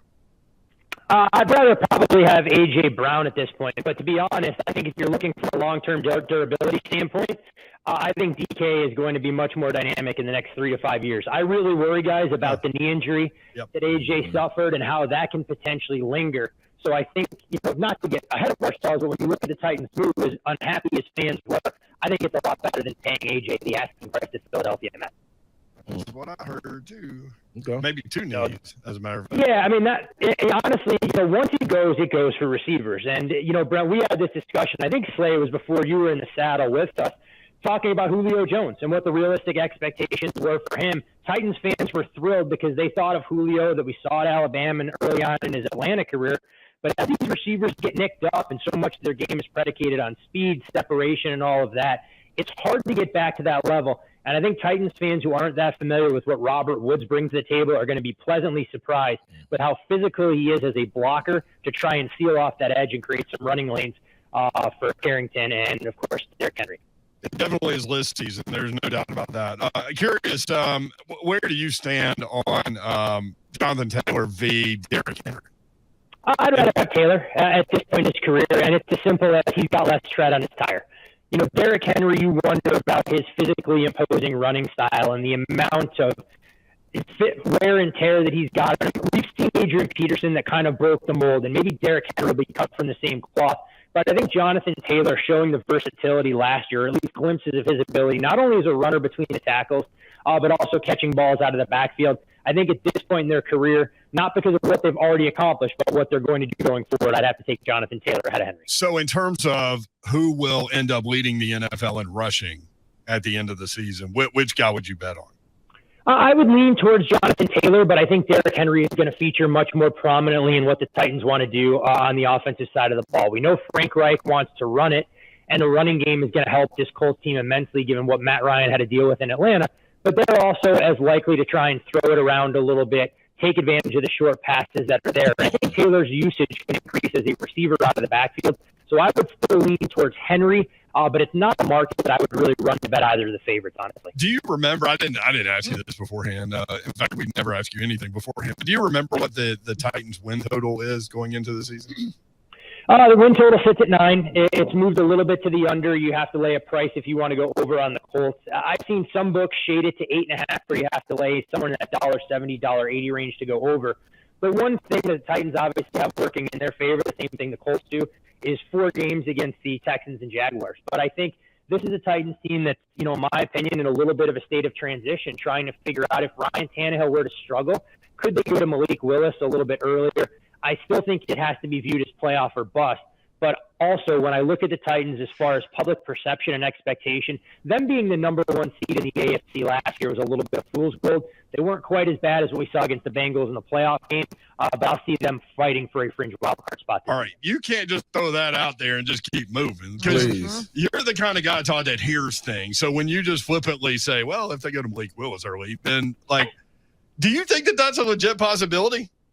No, only if they really struggle. I don't think early in the season, unless Ryan Tannehill is injured, I can't see a scenario because Willis has a long way to go. And that's one thing in the draft grades that we saw. For all the people that were talking about him being a franchise quarterback and a transcendent talent, Brent, I watch as much college football as anybody. And you put on the tape of Malik Willis on Friday night against Syracuse where he struggled. You put on the tape when he had to go up against an SEC caliber defense in Dawn's beloved Auburn Tigers. And this is a guy who's going to take a couple of years because he's raw. So unless the Titans were really on the outside looking in, that would be the only way that I could see them giving Malik Willis a chance. because you have to figure out if Willis is going to be the heir apparent. Should you part ways with Ryan Tannehill? And if he's not, better to find out sooner rather than later than if you have to draft a quarterback or bring in a veteran to kind of assume the reins. Right, and all that makes sense. That's why I think that they will have some sort of package for Malik Willis, because on some level you do want to see what he is, right? Yeah, and I think the one thing about the Titans, too, that really surprised me last year more than anything else was how good they were defensively. I don't think anybody really saw that coming, but you look at the depth chart and what this team will bring back. Can they generate the same level of pressure? Jeffrey Simmons is an absolute tear. We saw what Harold Landry can do when he's healthy. Bud Dupree still has a lot left in the tank to create a rush on the outside. The biggest question I have is what you're going to get out of the young tandem of defensive backs. Caleb Farley missed time. We know that he had a chronic back issue when they drafted him a lot higher than anticipated out of Virginia Tech. And Christian Fulton, can he be that guy that gives you that lockdown cornerback presence, which makes life a little bit easier? But as we've seen in this day and age in the National Football League, the secondary is only as good as the pass rush up front, because you don't have to be very good in your back seven if opposing quarterbacks are running for their lives as soon as that ball snaps. And them guys are nasty up front. Facts. Like that. Yep. And they've used 3 high picks on cornerbacks. I know you mentioned the injury situations, but yeah, that is an interesting way to put it all together. You're a big NASCAR guy. Todd Fuhrman with us from Vegas at Todd Fuhrman on Twitter. Bet the Board podcast. You need to check that out. I'll tell you more about that in a second. But the guys are in New Hampshire this weekend. What are you looking at there? So when you look at the top, I don't think it'll surprise anybody who's watched the NASCAR season unfold that Ryan Blaney is the favorite this weekend at a price right in that 6.5, 7-1 range. He's arguably one of the fastest cars we can reach out on the track, but yet to have a victory to his credit. I think given the uncertainty that we've seen from this aero package in the next-gen cars, it doesn't make sense to tie up your money early in the week on a favorite. I'll go a little bit further down the board and make the case for Kevin Harvick, who's got more than a 60-race winless streak. But I think when you look at the way the Ford has run, consistently getting more out of his equipment, that's a guy that if you're looking to try and bet the race, put up a little bit to make a lot. I actually bet him at 20-1. I think there's some 16 or 18s widely available. He's a guy that I think could be in the thick of things and have a chance to get his first victory in quite some time. See, you're always looking for value. Take the guy that had 1 in 60 races. Yeah, that's the whole thing. I mean, you don't get to the window often with good prices on guys that are in current form. And so I think that's illustrative not only of NASCAR, but the same thing as we talk about in football, whether it's college football, the NFL, or any futures market. When everybody's talking about them, you're forced to pay a premium, and we're seeing some of that in the Open Championship now as Xander Schauffele going off in that 13-1, 14-1 range. If you believed in Xander before, you could have had him at 30-1 before the recent hot streak. And I think that's the hardest part for folks that are trying to bet futures and catch lightning in a bottle. You can't buy the it flavor of the week because you're going to pay a premium to do so. Todd, we got Buck Rising, our teammate, is having a bowling event. And we 3HL. It's called Split Happens. Yeah, Split Happens. What is it, next Wednesday? Next Wednesday. Next Wednesday. And you know, 3HL won't be able to make it, but you know, out of the shows here on 104.5 The Zone, who do you think? You know, what's the over under? Who do you think would come out victorious between J. Martin Ramon in the morning, Buck Rising, Mickey and Blaine in the afternoon, and then us, 3HL? See, I mean, if I had to go through it, and I don't know everybody's athletic aptitude, I would say that Mickey would be the sneaky good bowler out of everybody you just kind of rattled off there. He just fits the bill of a guy who's in a Tuesday night league and he's getting angry at himself when he's not rolling a 600 series. The problem, though, if you guys are going show by show, Mickey really has to carry that weight because I'm not sure Blaine's fingers can actually get into a bowling ball, given the trees that I've seen from his playing days. So I would say Mickey individually, but as far as the show is concerned, you know, I'm not quite sure who to make the odds-on favorite. Okay. Oh my gosh, that's so That is so wrong and so right. It's so right. Blaine's hands are mangled. It's hey, Corey Dillon. That's a hard fall. National Football League and a Ball State will do for you. And Blaine, as you guys know, asked me some of the better questions over the years. You know, Slay, he didn't have that cushion, pampered lifestyle you had when you were living in the paint scoring buckets against guys that were 6'6" at Tennessee. You know, when you're 6'8", man, it's part of it, man. You know, I just do what I can do, you know. It's always about getting somebody else to do the dirty work. I always applaud that kind of effort. Todd, have you seen action from people betting the Live tournament? Like, how is that being – is it the same people that bet the PGA and they just spread out their money? You know, it hasn't been quite as pronounced. A lot of books originally didn't hang odds. I think they will as these fields start to get a little bit more high profile.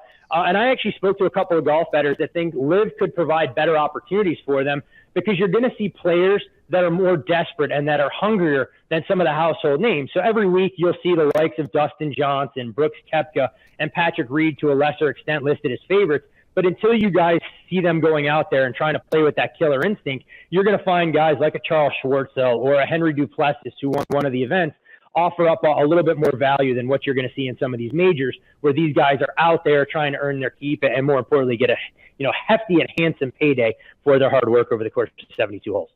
Bet the Board podcast. So you guys, did I see you guys break down the ACC? I need to check that out. Is that out? Yeah, we actually have 3 previews. We just released the 3rd in our 5-part series today, and that was with the Big 12. So we previewed 8 of the 10 teams in depth. The ACC was the first one we did in earlier June. We have the Big 10 as well. Of course, best bets on those shows. And as always, we'll go into the Pac-12 with including Notre Dame and BYU next week. And then last but certainly not least, it's the SEC because we feel that's the one that segues most logically into the National Football League, given the high level of play we see down south. Love it. Thank you, Todd. Good stuff, man. Always a pleasure, guys. Look forward to it and have a great rest of the week. At Todd Fuhrman. He goes with Mickey in the bowling tournament. Mickey is sneaky. It's a good pick, though. Sneaky Mick. I could see that. By the way, Mickey's shoes are basically like bowling shoes. Those are kind of what he wears. Yeah. Wow. Bowling shoes are cool. Yeah, they are cool. Hit up Buck on Twitter at Buck Rising for more information. Buck's Bowling Bonanza is what I called it, but it's really called Split Happens at Brooklyn Bowl next Wednesday. I think you get a couple of drink tickets with your ticket, and it's going to be a fun time had by all. And I would love to see Buck Rising bowl. Man, I'd love to see me bowl fried. I love to see Buck lose. Yeah, he would lose if we were there for sure. No he probably gonna lose anyway. But I mean, he'd lose to you fried too. That's right. I'll represent if you make me a shirt, Slay. If you make me a shirt, I will represent. What should the shirt say? Whatever the 3HL audience wants it to say. Okay. Hammer and hunk. No, not that. That's cheesy. Yeah, it is cheesy. But if it's a bowling shirt, it's got to be cheesy. It could be. I got to see if we offer Chris's birthday month extravaganza, so we can make a shirt. You're not off that yet? No. It's birthday month. Yeah, I don't know. This is another thing with women. They get a month, we get a day. Dude, you still got like 17 days. Dawn went against herself in the last break. We'll tell you about that next. 3HL 1045 The Zone. You wake up every day, there's something new. Now there's potential Big 12 wanting to add 6 teams really fast. There's the Pac-12 having a conversation with the ACC about forming some kind of an alignment. There's the Big 10 looking hard, obviously, at Notre Dame and having to make a decision quickly on Oregon and Washington. The SEC is just kind of sitting back, but you know that they have something planned as well. How bonkers is this from your perspective? Yeah, I mean, first of all, first reaction, old man in me hates it because regionalization is what made college football special. I think, all of this. I saw a post from a West Virginia fan earlier this week, or I guess it was late last week, that talked about, they didn't have a choice because their conference blew up, but they went to the Big 12, and now they have no rivals.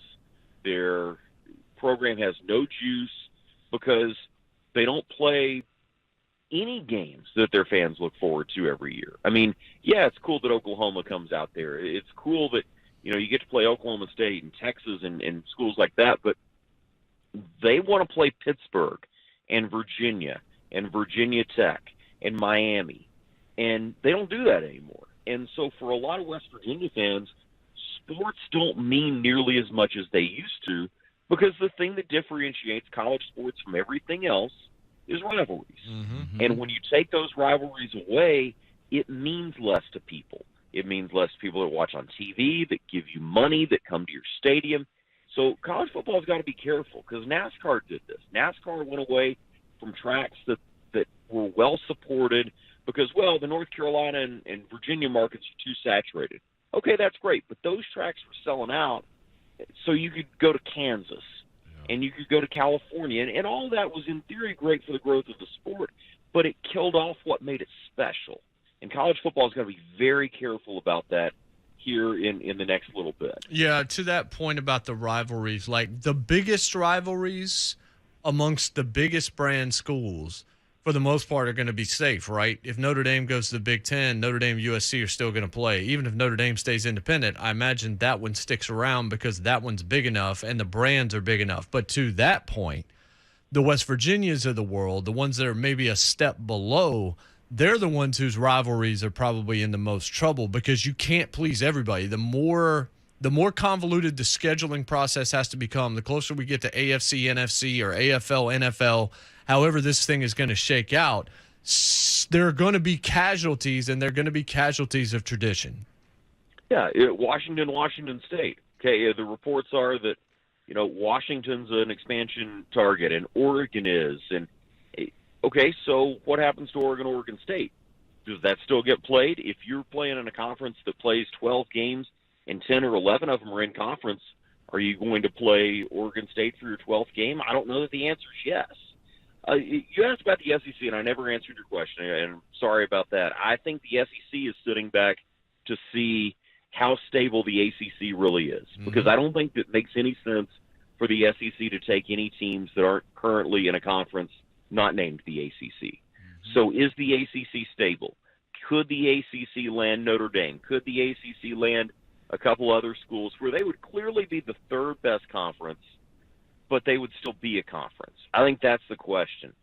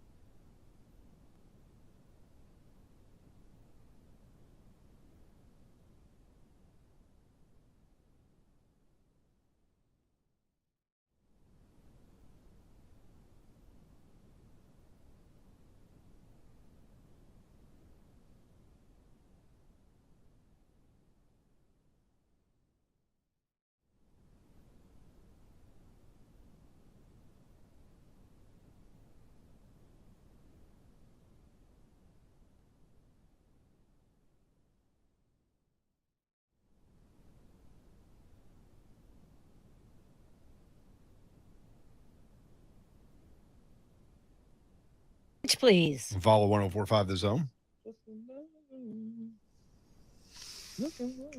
Got any announcements? I love your shirt. Thank you. Little What is it? Tito's. Tito's loves the Vols. Is that what that is? I guess. Tito loves Smokey. Tony Vitello loves Smokey. He'll join us at 5 o'clock. That's right. MLB draft coming up this weekend. Yeah, I just know they're official sponsor of the Titans, right? Or something. Something going on in the concourse. Official vodka sponsor of the Titans. That's right. And I'm an official member of the vodka sponsorship of the Titans. Tito's. Just go ahead and put your face on it. Yeah, that's right. Nephew. Put me beside the bottle. Put nephew. Because this is Uncle Tito. I'm nephew. And we love Would they the use Vols. the Slay face from the Michigan game that went all over social media? Nah, that one was a sad face. It was like the sad Jordan meme. You look like man. you're about to cry. I wasn't. I was so stunned though, Babs. Like if a tear had fallen, I wouldn't have been able to say, "Nah, that wasn't me.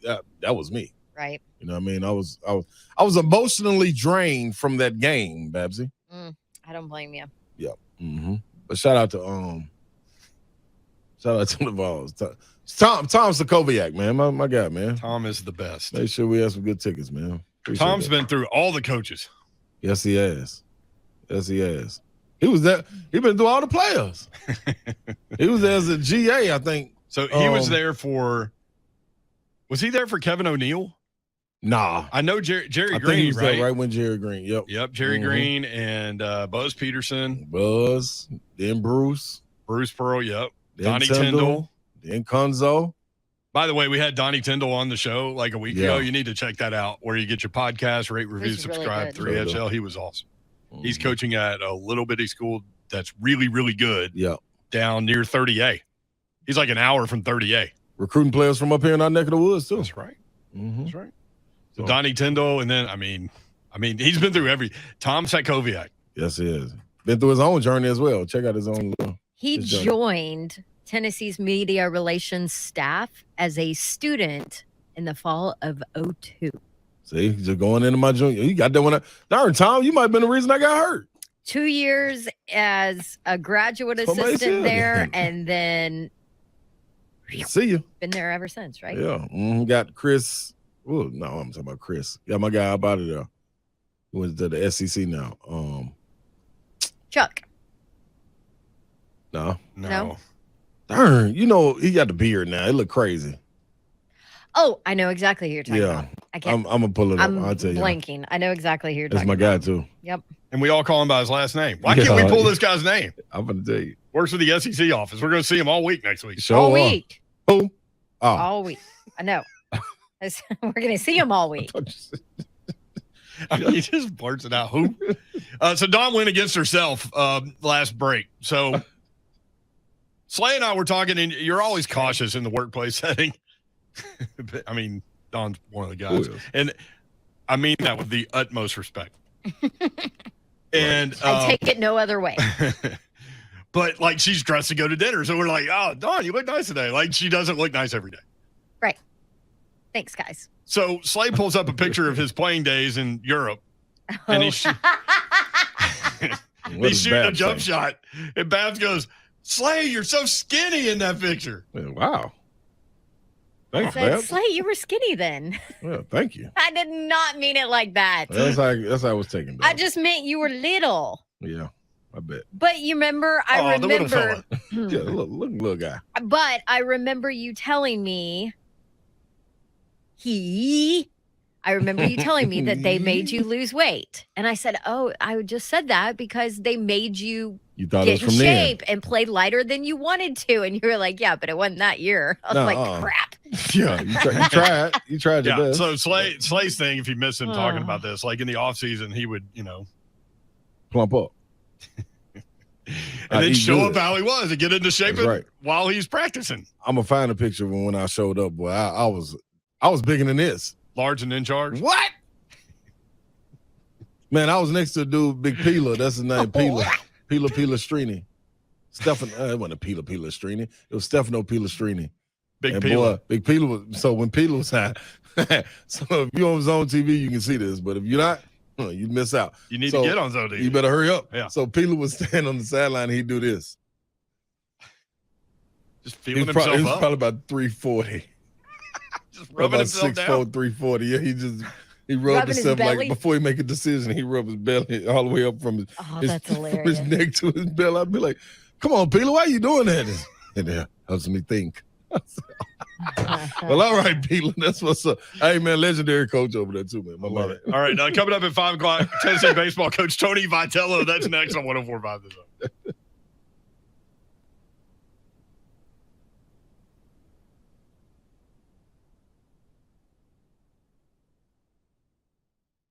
You know, I sit and watch tape, and my sense is from watching Baker Mayfield as an NFL player that he's at his best in an offense where play action is a meaningful part, where the run game is a meaningful foundation. You can get caught up in personnel packages. Personnel packages require far more study than just saying 11 personnel, 12 personnel, because you don't know how the players are lined up. You can play with 2 tight ends and be in a spread formation.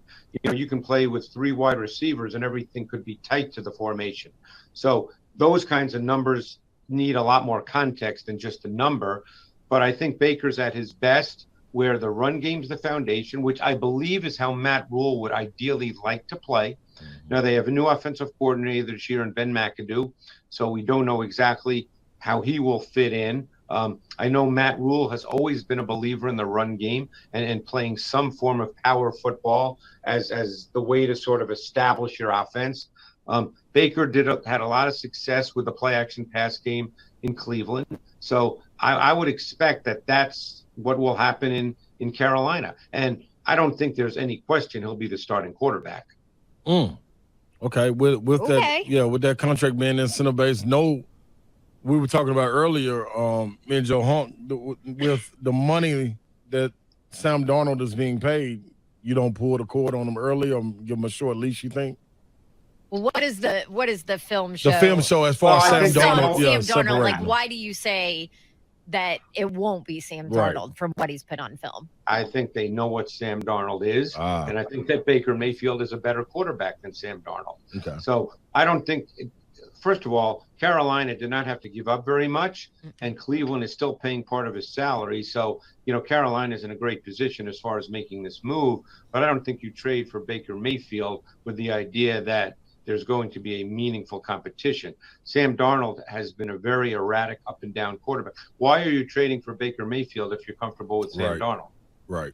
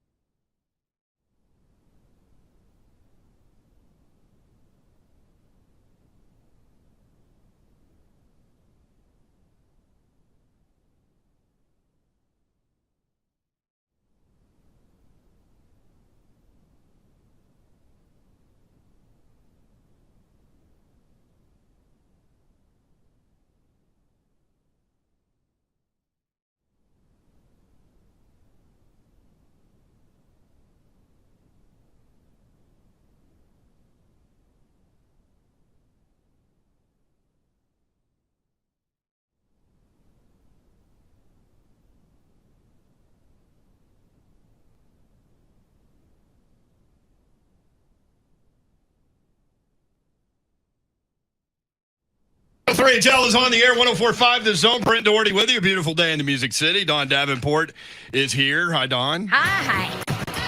Oh, okay. I don't know if we should play that before we do an interview. Like, Tony we probably Vitello should doesn't skip it. Look, Tony V doesn't care about his damn reputation either. Hey, I don't care about my damn reputation either. There we He's going to go. like the next intro, trust me. We can do the next intro. Does Ron Slay like the balls? Is Love the balls. Let's go, baby. There you go. This guy got no Right. I think Coach can appreciate this intro. You know what? And I got a question to ask, Coach. I'm going to ask him a little later in the interview, but I got a question to ask. Ron Slay graduated from Tennessee. I graduated from Tennessee. And this is the Tennessee baseball coach, Tony Vitello, on 3HL. Tony V. What's up, Coach? How are you? I'm good, although I'm a little nervous. Sounds like I'm about to be on the hot seat. We can do that if you want to. Yeah, if you want to go in the boom boom That room, wasn't you can go. necessarily the plan, but so what's going on with you as we roll through the hot summer? You got the Major League Baseball draft. There are going to be some Tennessee volunteer names that we hear this weekend. Yeah, there is, and I'll actually be out in LA helping MLB Network with the coverage of the draft, so that'll be fun for me. But it'll be mixed emotions because you're kind of anxious about, you want your guys to do well, and then the recruits that you have, you don't want them going too early. You'd like to get them to campus, so it's a mixed emotion deal. But the bottom line is a bunch of kids' dreams are going to get fulfilled for a day, so it's a pretty cool deal. How have you kind of prepped for your appearance basically as an expert on their draft coverage? Well, first of all, I need to get in front of a mirror and learn how to tie a tie the right way. I'm telling you, man, I just leave mine tied. That's a good move. That's a good move. But no, I usually just kind of, whether it's a strength or a negative, I usually just kind of bury my head in the sand and worry about our guys. Now, there are a bunch of guys that are going to get drafted who were in the SEC or who we played against, like a Georgia Tech guy or a Campbell shortstop who was in the regional. So I haven't had to do too much yet, but I'll do a little brushing up on the projected first round. But last year they projected these picks, and starting with the first pick, who was a catcher from Louisville, it was all off script. Love it. So it could be a wild one. Coach, you got any guys in mind that you think maybe could come back or probably just teeter in that line? Well, the portal's a magic word as it relates to that for us. There's a big one in limbo. But I do think for us, the big thing is we'd like to keep our recruiting class together. I'm not so sure that we can't do that either, maybe even at 100% clip. But for our guys that are here, even Blade Tidwell, who's a draft-eligible sophomore, usually you have to be 21 years of age or play 3 years. He's only played 2 years for us. But even for him, we're cheering for him. We want him to get his money. We want him to get a good opportunity. And then if we're doing our job recruiting, it'll be next man up. So what has the recruiting trail been like compared to when you first got to Tennessee? I mean, because it just seems like these Tennessee baseball personalities are so big. I imagine that whole vibe of Tennessee baseball has opened a lot of doors. Yeah, to be honest with you, and it'll maybe sound a little, arrogant or something like that. It's not me. Like if I'm just trying to go to the bathroom in the concession stand, on the way there, if I walk from like the third base or first base area, I'm going to get stopped at least 3 times. And one of the questions might be about Drew Gilbert. And then another question might be about you guys. You could come up with some things that are topics. There's been plenty of events and personalities. It's been wild. So that's the answer more direct to your question.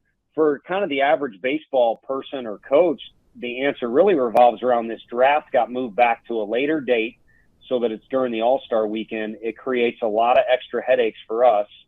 And then, the other thing is the portal madness is real in every sport, and especially this one because there's some unique things to it with our sport, especially kind of with the draft. With the portal, baseball, I don't have to tell you, baseball is huge in Nashville in terms of kids playing the sport and kids coming out of Middle Tennessee and doing big things. But is the game going toward more of a, hey, go to small college A or JUCO B before, and then you have options later instead of just automatically going to Power 5 schools, because you guys have to hold certain amount of scholarships, right? And you only get 11. Yeah. So Right.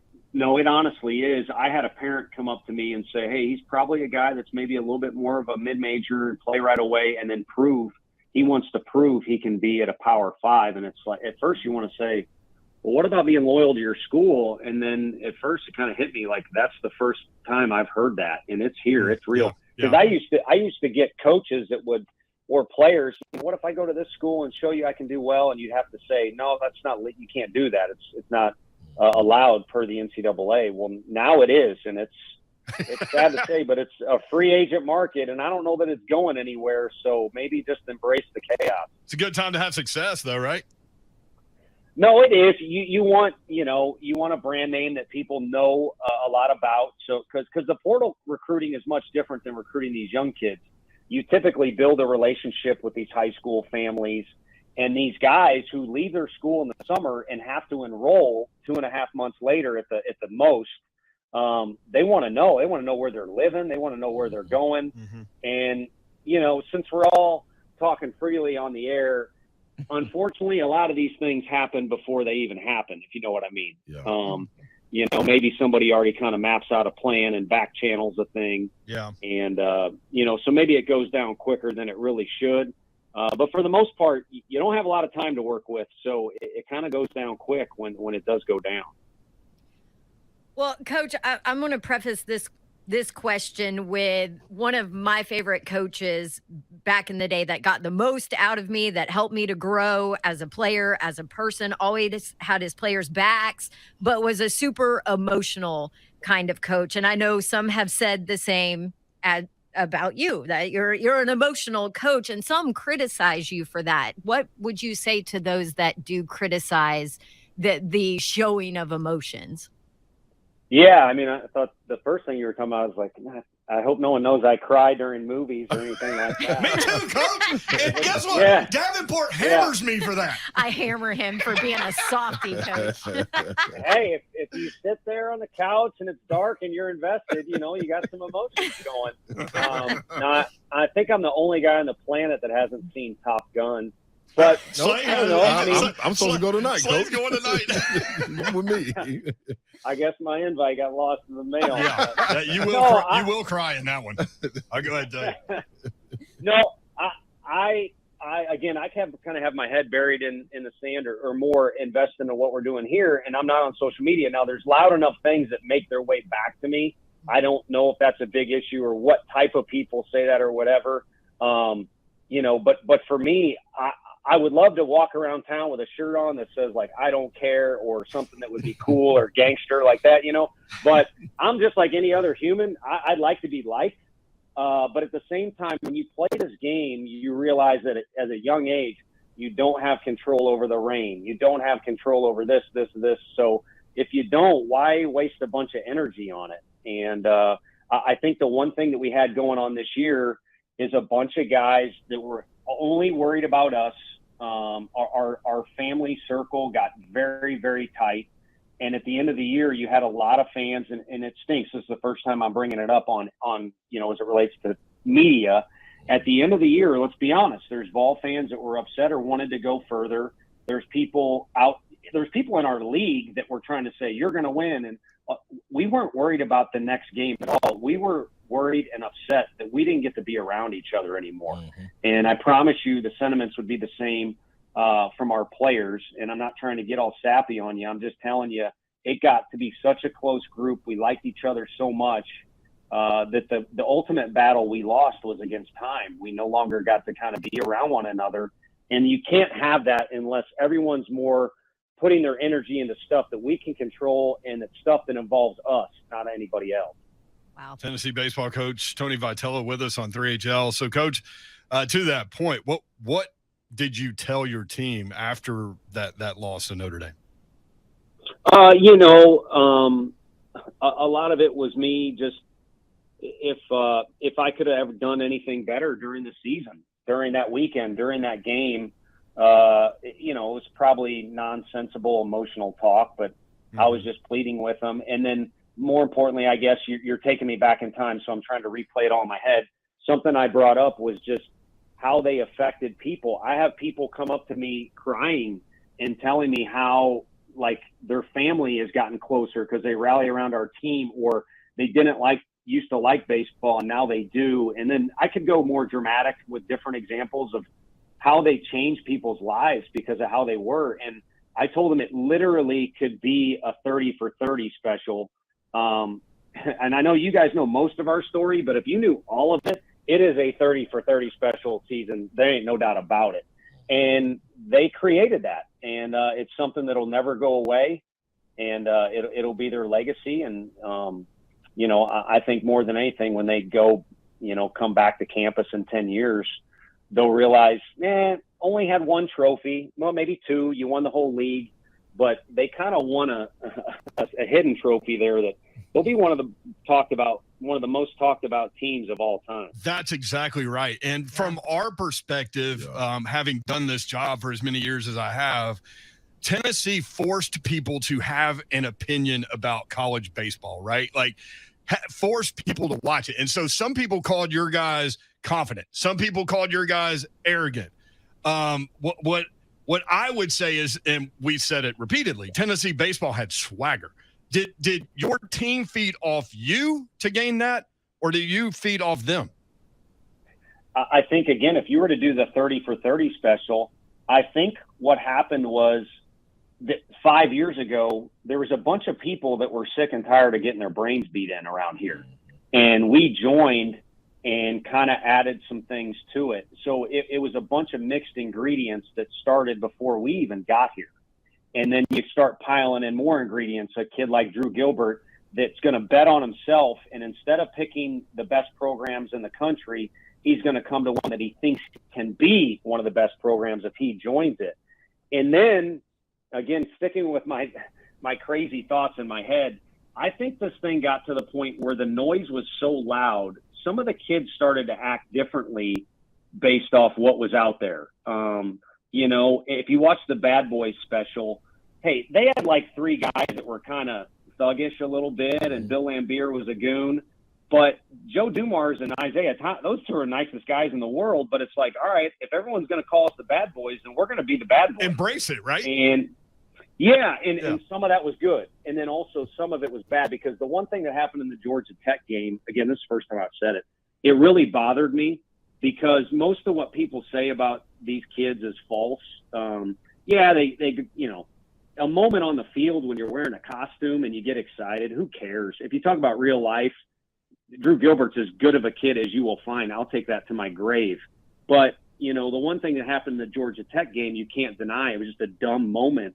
And the kid, Jordan, can't even really explain it. But my explanation was, I think they hear about it so much every day. And it's not an excuse. I'm just saying reality is, if you hear you're this, you're this, you're this, you're this, then you kind of start acting like that. It's like me, if I tell a kid, you're not good enough, you're not good enough, you're not good enough, he's probably going to start pitching a lot worse than he's capable of, because I've beat him down.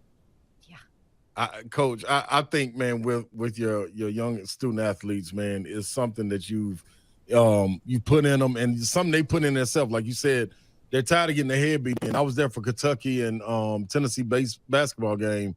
Came down on the floor. They were introducing me and Ramon Foster. And when I walked out there, I was just saying, man, I'm gonna wave to the crowd, you know what I mean? And, you know, do my little arm pump and get on off the floor. And it's something else when you're invested in it, something else takes you over. Like you black out. Like you can literally black out. And I ended up looking back at the video. I threw my sweater up in the air. It helicoptered around. I think I went by you one time. It was great. I might have spit on you a little bit, Coach. But that's what happens, man. You got these guys invested. You got fans invested, man. And one thing I'm going to say, man, keep on pushing. You either hate it or you loved it. Ain't no in between. And I'm riding, baby. Let's do it. Let's do it. Well, we appreciate you having on board. It's going to be a fun ride. There'll be more stuff to write about next year. But, yeah, I mean, if you're going to do something, if you're going to make a song and put it out there on Spotify and I got to listen to it, well, you better put everything you got into it. And then I get to have my little opinion, and I may listen to it again or I may never. But you might as well put everything you got into it. if you're really going to be invested and you're going to have no regrets at the end of the day. Well, I'm curious from a man, and I think a lot of people can relate maybe to this answer, but like from a managerial perspective, when you have a kid flip a burner going around the bases, like how do you deal with that as a leader, as a coach? Because I would imagine you don't want to dial things in too far, but you probably also want to address it. And knowing that he's not that type of kid, Right. too. Well, so we would start with how you finish there, and that's the world we live in with Twitter, or you guys are just doing your job when you take something that was said in a media clip and you take it and you run with it, because it's your job. It's a discussion point, which makes sports a lot of fun.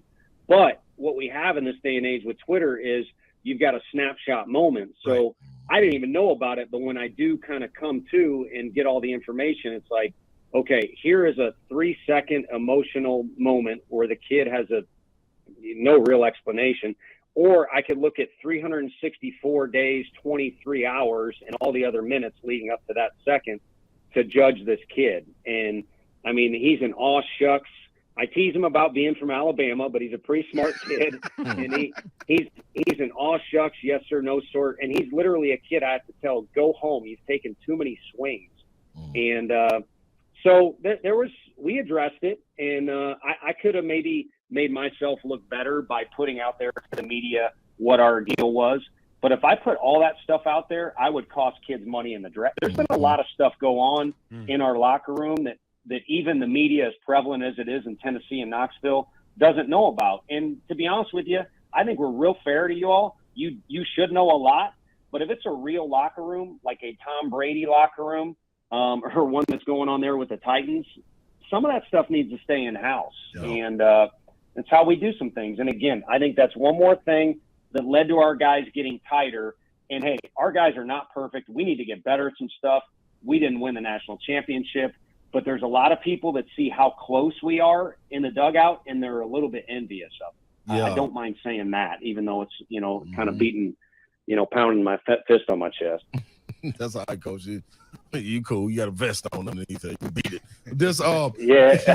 you opened up new eyes, man. I'm gonna be honest. Like going to UT, I was in tune to what was going on with baseball, but never to this point, man, to what you guys been doing over this stretch of years right here. And my eyes are open, not only mine, but younger kids, especially in the inner city, of a fun game being played. And then you also have a different perspective looked at it from old baseball enthusiasts saying that if you treat the game away, then the game comes back to you in the, it's karma in the game. What do you say to those people that, talk about the game in that fashion? No, I believe in karma 100%. So I would invite those people. And I invited a fan of another program. He emailed me, and I welcome him to come to one of our fall practices. And including that would be what goes on in the weight room too. So there's an old saying, or there's plenty of sayings that refer to you got to eat your meat and potatoes before you get your dessert. And it ain't easy to be in this program. And there's some parents that don't like me anymore because maybe it didn't work out for their son in this program, but there's a real high standards and real high level of investment you have to be a part of this deal. And if you are, what you get on the other side is the freedom and flexibility to be who you are, and the room for error, room to make mistakes. And you get to come to work every day and be around a bunch of coaches that really are just teammates. That's not, we're leaning over you and we tell you how to tie your shoes. If you want to make fun of my shoes that day because you don't like them, or you just want to make a joke, you've earned that right. If you've kind of gone through, it ain't Navy SEALs, but if you kind of go through that training period, then you're a SEAL, you're a ball, and you get to earn it. So I think we won more games than our talent last year because of karma. That's how I would reply to those people. And a lot of people wanted to label us, as good as any, talent. Man, 11.7, if I put on Twitter, which I'm not, if I went Instagram or told you guys, okay, here's 11.7, I'm going to tell you how much we had out on that field our last game or the game before or against, Florida or whoever, it would blow your mind. A lot of walk-ons, a lot of guys who didn't turn down the draft, and Those guys did it because karma is a real thing, and they worked their butts off, and they played together as a team. SEC champs, tournament champs, 57-9. With all that said, how much do you still think about that Notre Dame game? Like, is it tough I know it is tough, but how tough is it to move on from that? Well, it was a series, and you hate college sports in particular, but even pro sports to come down where like it was one single moment. And fortunately, we didn't have that, where something crazy happened, on one side or the other. And then you hate to lose to an opponent that really either you don't like them for some reason, or they don't do things the right way in your opinion, or they're not that good. And those guys, I guess they didn't have SEC money. They were still in Knoxville the next day, and I ran into a few of their guys, and I talked to the guy that I think was kind of their heartbeat of their program. And I hope no one thinks I'm a sore loser, but hats off to those guys. The way they played and the type of kids they had made it a little easier to swallow. Let's put it that way. And then when the summer starts, you talk about portal chaos, recruiting. We're recruiting 8th graders. And then you'd also like to catch your breath at some moment and, go do something fun or whatever, or see family. There really hasn't been time to do it. And if anything, when I do think about it, I think Notre Dame had a little bit of an X factor on their team because their season the year before came up just short of going to Omaha. And what I think of is when all of our guys get back and the new guys who are watching on TV get here, there's going to be a little bit of a little extra edge, a little extra spice sprinkled in that, that bitterness is on our field, literally at Lindsey Nelson, not in Omaha like it was 2 years ago. And it needs to linger around and drive us a little bit. Hey, Coach, you mentioned fun. What do you do for fun? Go to Nashville. That's what we heard. That's what we heard. What, you go honky talking, Coach? No, I'll do it if you want to invite me. I'm pretty laid back. Again, I think people, people make fun of baseball coaches because they wear the uniform. It's the only sport where the coach wears the uniform. Yeah. But I kind of like it because it's an excuse. Like I said, these kids are wearing a costume, man. It's not real life. Of course, it's a big deal, especially to Vol fans. And don't get me wrong, we treat it as serious as anybody. But you got a costume on, and when I'm doing this job, I just want to make people proud, and I want to do what I think is a good job. But when I'm not in costume, there's not too much serious to me other than making sure other people are having a good time, and I like to have a good time. And I did go to the UFC fights in Las Vegas. Nice. And I love music, so itching to go to a show or two over there when time settles down. Go to a Titans game will be fun. I got to go to that new soccer stadium over there is what I got to do. Yeah, they have a game tonight, as a matter of fact. Geodis Park. Hop on over. Yeah.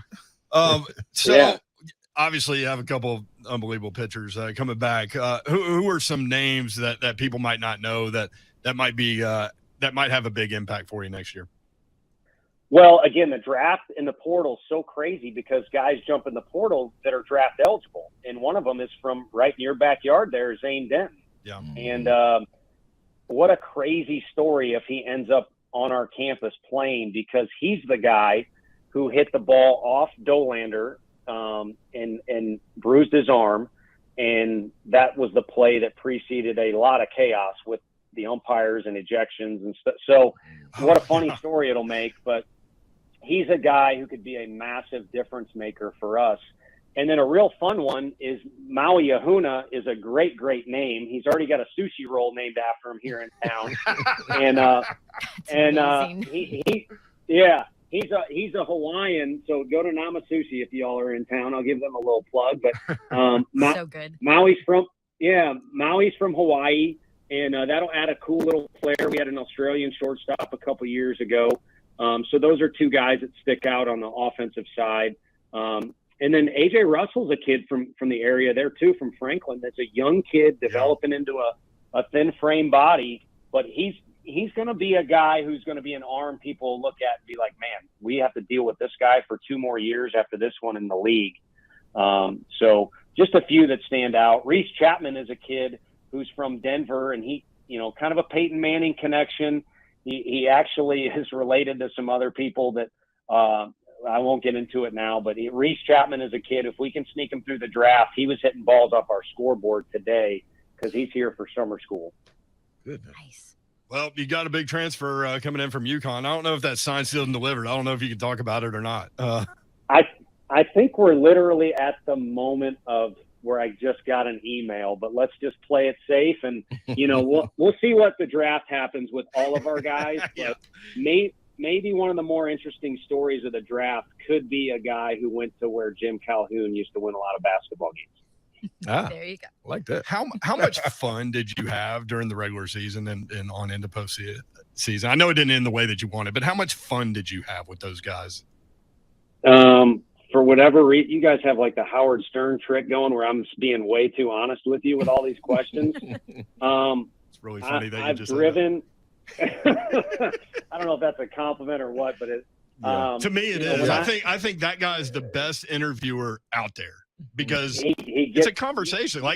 And the reason why you asked that is I actually listen to him to think about how to have conversations with people because I'm just personally interested in the why and the how. Yeah. And so that's why I asked that question. Like, how much fun did you have with that group?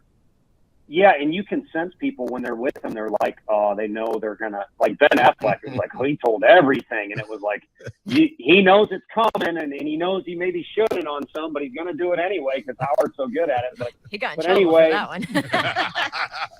that was a steep one, so that's why I threw that one out there. Yeah.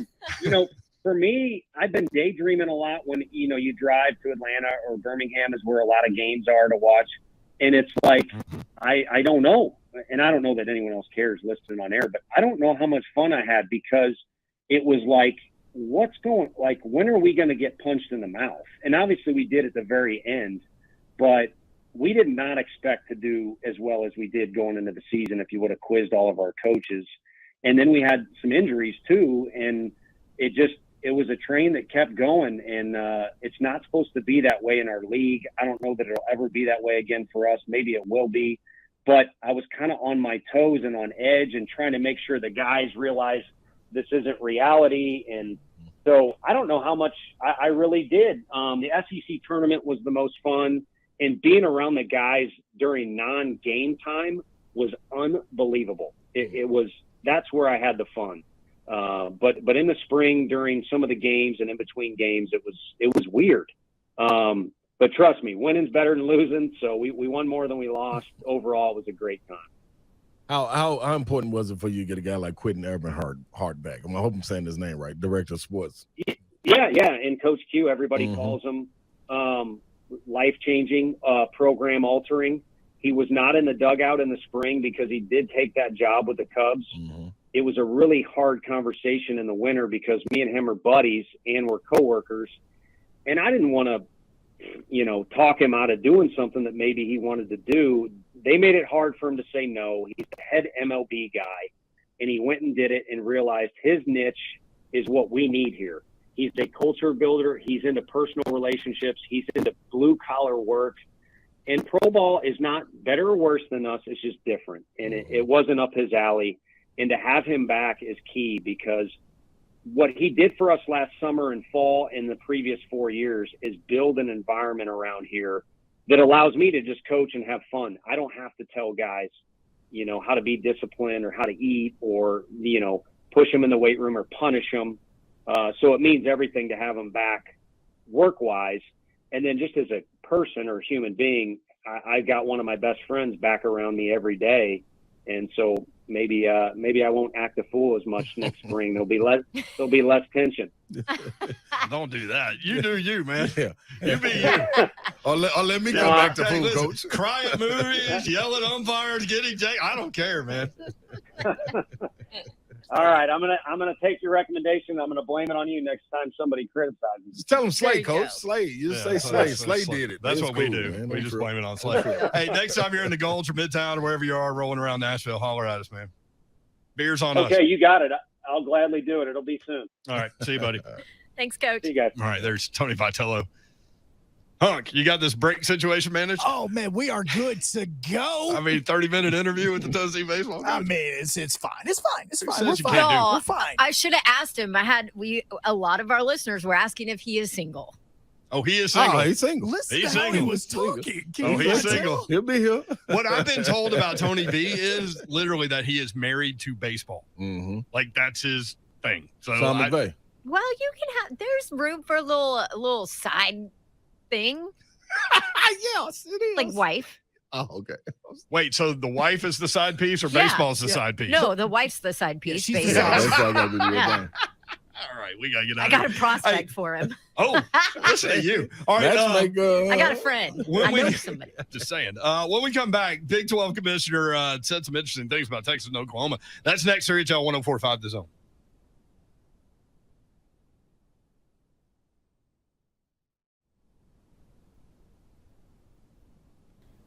Lot going on obviously with NIL and obviously a section dedicated to that and a Twitter feed on 3NIL, which the one that we were talking about earlier is the one on Nico, which a lot of Tennessee fans want to talk about. 5-star Tennessee QB commit Nico.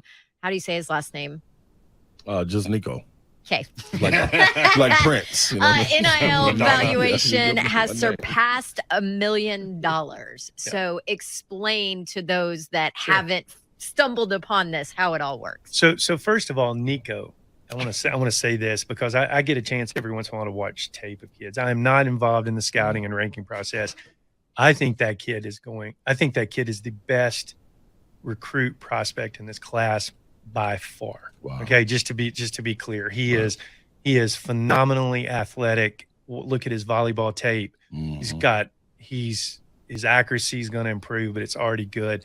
He has all the tools to be at level. I mean, superstar NFL player. So Tennessee's getting a great one with him.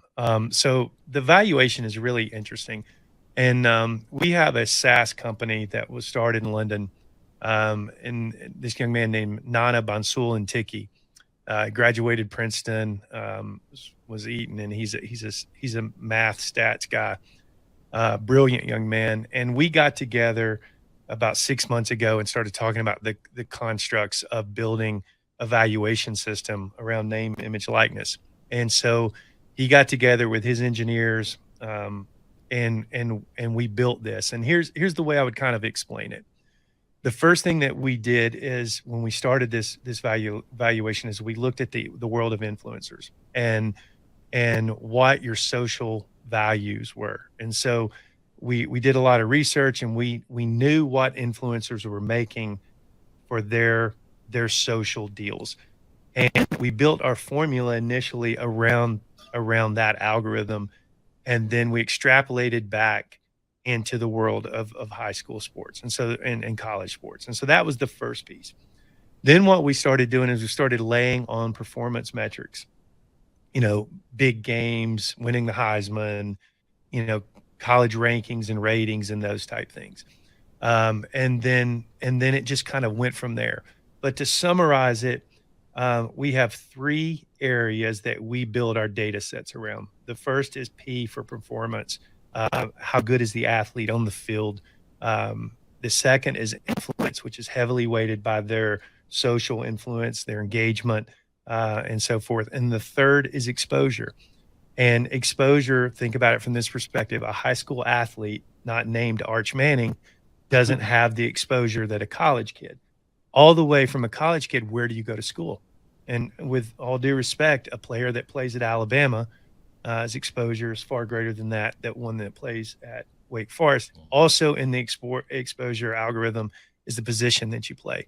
Quarterbacks are infinitely more valued in the world of name, image, likeness than a free safety. Yeah. And so we have an incredibly complex algorithm that values these kids. I stand behind it. It's incredibly accurate. A lot of smart people put a lot of time into it. And then it has become the de facto valuation for NIL, and it's only going to get better, and it's only going to be received by more people. It's amazing. You're measuring the immeasurable, basically. Yeah, but let me put it this way, and everyone thinks of it as complicated, but here's the beauty of it. If you know how much money is going into the space. You can extrapolate back on how, you're basically, it's a tier system. This group of athletes, would get this percentage share. And so the numbers all check. And, it's not perfect, and it never will be perfect. It's not a measurement of the deals. It's a measurement of what the athlete should be worth. They can make more than that if they overachieve, and they can make under that if they undersell. And so it's being used as a guide right now in the world of collectives with the disbursement of these funds. And it's a good guide. And again, it will only get better. So do college coaches have opinions about a valuation ranking system as we're looking at on our laptop right now? I'm sure. Or have you not gotten to that? No, we talked to them. Yeah. And the biggest issue they have to deal with is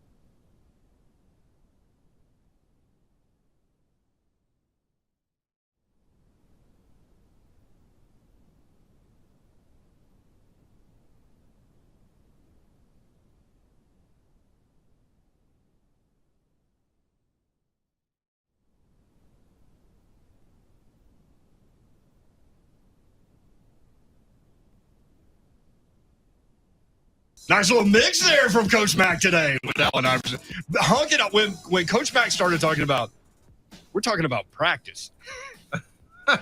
Hunk and I both looked at each other like nodding our head. Yep.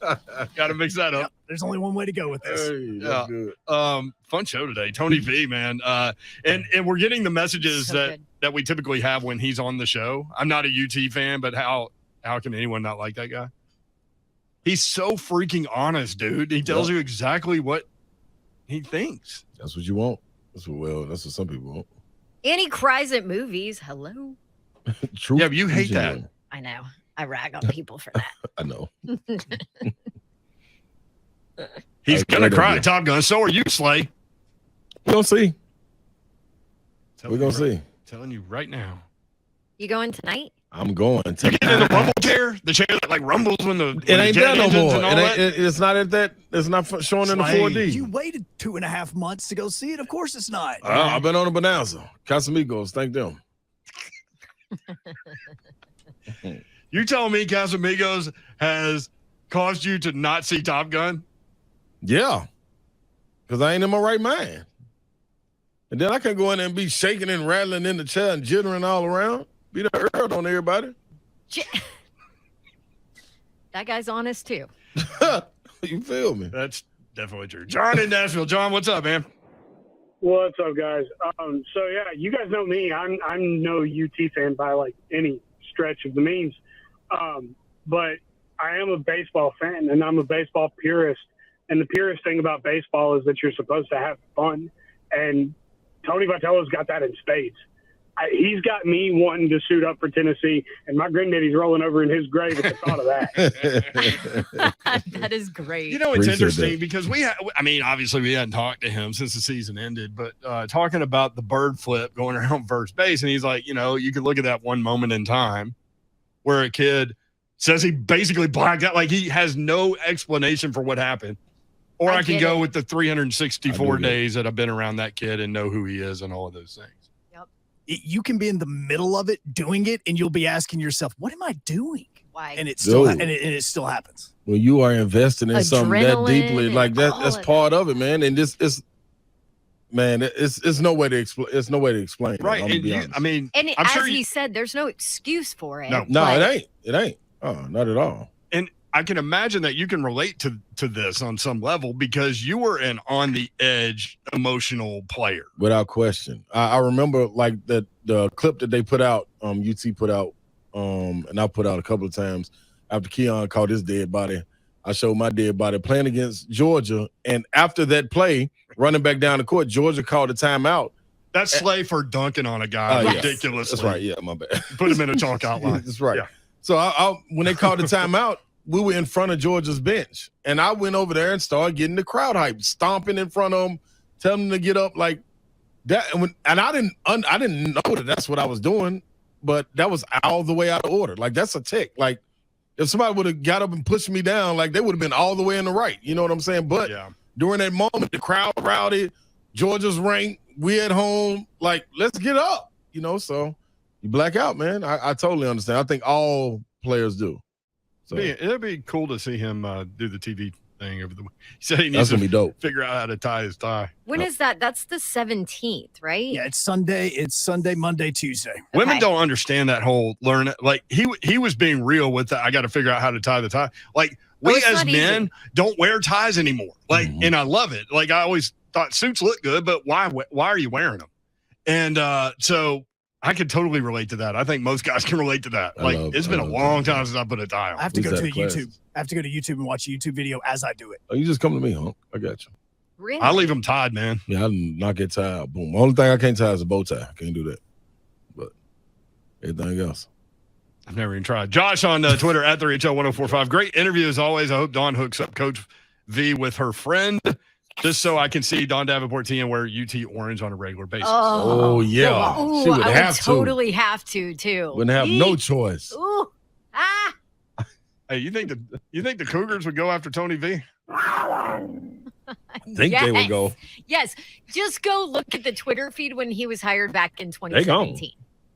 Trust me. Hey, we have to break. Hunk's going to kill us. He loves coming to Nashville, Tony said. That's so funny. Heck, of course he does. He loves music too. Yeah. It's city. I didn't get to the Big 12. Girls. I think get We'll to the do big. that after this break. Yes, it's interesting about Texas and Oklahoma. That's next. 3HL 104.5 The Zone.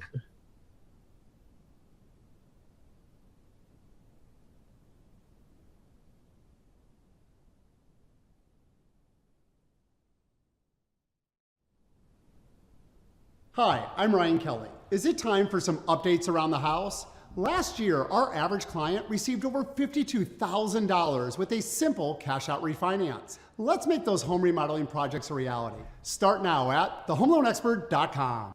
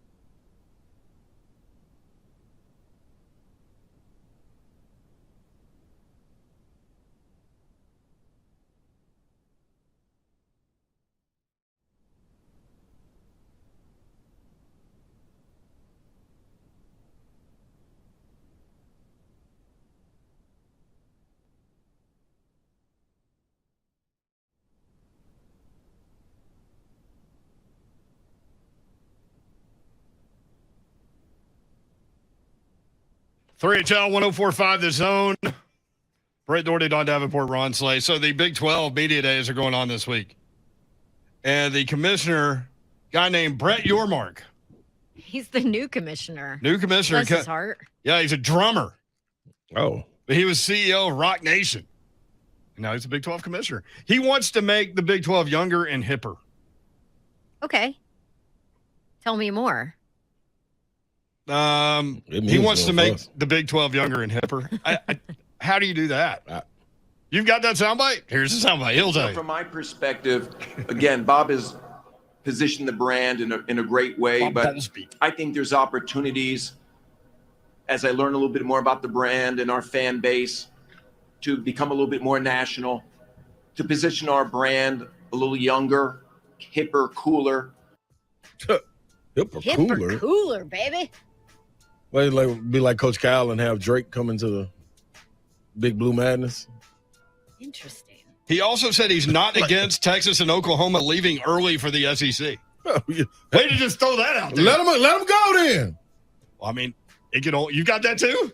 Look at From my perspective, and again, That's everything from Mississippi. I don't start till August 1. I have a lot to learn. But any situation like this, I always look for a win-win scenario. That being said, it's important that whatever happens is in the best interest of this conference. So he's like, pay up a lot of money, and then we'll let you go early. I mean, right? It's either 2024 or 2025. I mean, that's where we are. But it was funny that he threw that out there. If you want to get something out of something that you're losing anyway. My money's on 2023. I think they come next year. You think they come next year? I think they're here this next year. Oh, yeah, they could come next year. I forgot about that. I thought this was 2023. Yeah. In this press conference, he also says at one point in time, we don't know what our schedule is going to look like for 2023, meaning they haven't even looked at it or made it because of all the teams that are coming in. Oh, 2023 is next season, not this upcoming season. I thought you were that's saying where I was this. too. I know. My brain it is was fried. messing with my head. Tony Vitello fried my brain. Y'all, if you missed that conversation, you need to hear from that guy. Where you get your So podcasts, 3HL. Rate, review, subscribe. The after party coming up next. Do you have It's time hipper to? and younger. Do you have time to? Yeah, it's hipper. It's hipper and younger than the real thing from 3 to 6. I don't know. Coach Mack, hipper and younger. He's going to join us. Todd Fuhrman as well, and we find out about some things that Don is doing for baby Babs and. All right. Thursday edition coming up tomorrow. Love y'all. Mean it. Later. See you.